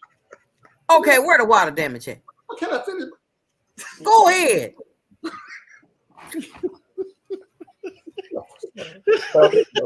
Help us, God. Help us. Help us, please. Go ahead. So we had a leak into the pantry. And we were thinking that it was my daughter's tub. And it kept happening, but there was no leak that we could visibly see. And came out, no leak. Left, no leak. But yet, periodically, it kept happening. This big bubble kept bubbling up, and mold is all in my pantry now. And it's bad looking, Mama knows. So I called them back. I said, listen, I can't seem to recreate it, but yet water continues to leak every now and then. It keeps coming. So they came out and they cut a hole up in the up in the ceiling of the pantry, and it was the toilet. What? Somebody put something in the toilet? No, come to find out, whoever owned the home before we owned the home used a rubber gasket and not a wax gasket. And it snapped over time. Yeah, it snapped. Yeah. Yep. And it was leaking into the pantry. So now my pantry is destroyed. See, that's the devil. Damn. So, got to get that fixed. Hey. Then you gotta go take the whole toilet off, put the right damn gasket on. They did all that today. They came and fixed all that for me. But you was ready to hem up your baby saying, did you put something in that toilet? No, I was ready to hem her up because I was thinking that it was the shower, but I couldn't figure out how because all the grout lines are good, everything looks good. Where's this freaking water coming from? As soon as they cut it, they realized it was the toilet. Right from that the toilet. water just came pouring out. Ooh. So it's just sitting up there. Just sitting there. Sitting up there. It's been up there for like 2 weeks. I've had this. You didn't hear the water gushing in the wall? No, I ain't heard no water gushing, Mama Noise. Well, Mama Noise, listen, as I tried to explain to you when I was fixing my own grandmother's toilet. Oh, this individual. It's not as simple always as what you try to make it out to be. I'm tooting my horn. That's right. That's what I expressed earlier. And when I expressed it to you and tried to make you understand. Boy, this. I tried to make it. If you have the right parts, fixing a toilet is not hard. At all. Parts. If you have the right parts. No, I agree, but it had to be done though, and I did it. And get that damn seal right. You good to go. Seal right, you good. Yeah, you got. It has to be sealed. Yeah. Soon as they got that little saw, they thought they were gonna have to cut it to cut the sheetrock out of there. As soon as they touched it with that saw, it started coming down. Oh no! Damn. Water just started pouring out. Hey. Yeah. Did they have to cut all the water off to the house? I just cut off to the toilet. Hey. So gotta get that fixed here coming next week. Okay. But the insurance company gonna cover all of that, except for my deductible. Mm-hmm. Yeah. Yes. Damn insurance companies. Mm-hmm. Well, I'll tell you, people, if you served in the Army, you could go with USAA. You know, every time I see that commercial, it pisses me off. I love it. I love it. I hate that commercial because I know it's good. I know what they're doing is good. Hey, we'll do this for you. We'll do that, and we'll come out and make it better. And then it'll have lights and glitter, and then it'll dance like butterflies. You like, yeah, that's what I want. And then we call 5 minutes later, say liberty, liberty, liberty. I don't want that shit. I want the USAA. That pisses me off. Well, you know what's really funny is that Geico used to be the USAA. Yeah, that's true. You are correct. You know what? A middle finger to Geico and USAA. How about they were very reasonable back then. You know what? You're right. Yeah. Damn. Well, listen, we've had fun tonight, and surprisingly, with only 2 minutes left, Mama Noise has not said anything racist. This must be a first. Mama Noise, you got any final thoughts about Mexicans or Asians or? Not gonna take the bait. Mama Noise, I went and got Grandmama some more chicken today. Where do you think I got it from? The store. Which one, Mama Noise? I don't recall. You do recall. You know the store. Who owns the store, Mama Noise? Nope. Not gonna do it. Y'all got Mexicans in Yeah, but that's not where I got it today.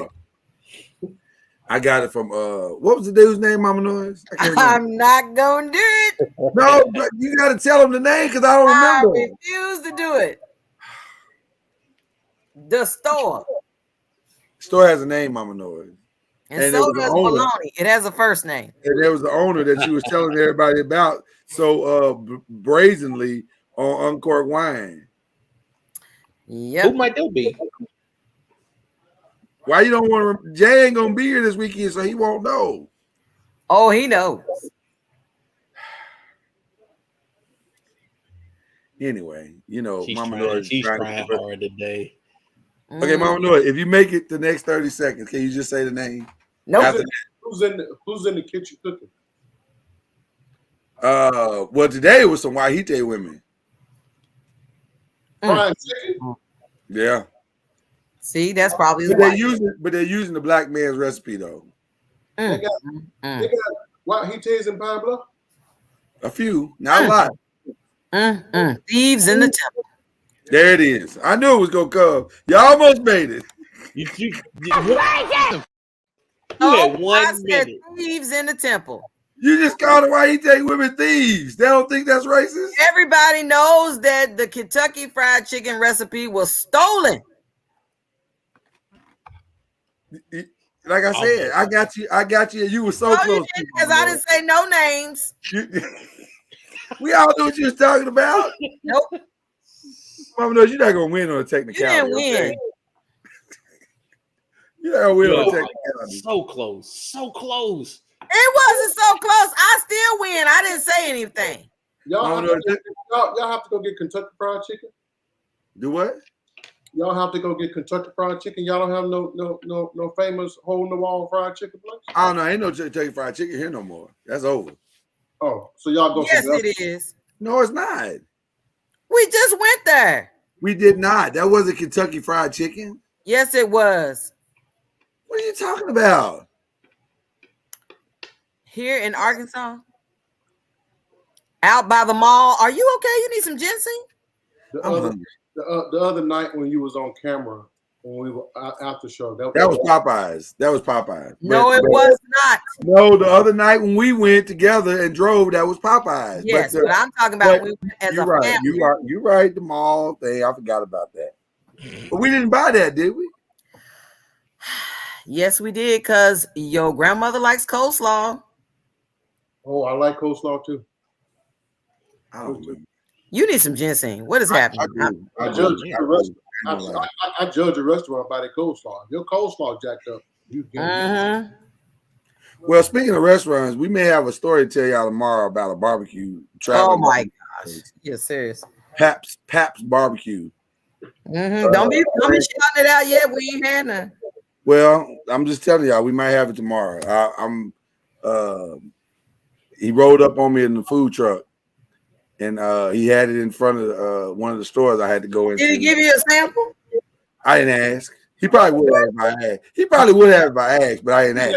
If it's good, if he's proud of it, he should give you a sample. He should have. But I ain't gonna lie, it smelled amazing. It looked amazing. It looked right and it smelled right. So I don't know. I shoot with a sample. And the price was right. So I'm gonna see. That shit ain't fit to eat. See now, look at that. If he was doing, he would have had a sample in his hand. I mean, listen. I can't argue with that. Especially when you said he wants you to call him and then he'll come. But see, I think I intimidated him because I said it was I was from Texas, so that may have thrown him off. And rightfully so. Because he know I know what bullshit is. He's probably like, I don't want to F this up, so let me get his money, and then that way, if he never comes back, I'm good. Oh my gosh. So we'll see. We'll keep y'all posted. Mr. Cuz, have a safe trip tomorrow. Enjoy. We'll see you back on Monday. And to the rest of the peoples, we love y'all. We'll see y'all tomorrow night. I'll be set. Give us free. Hopefully he'll be free after tomorrow. Free LB.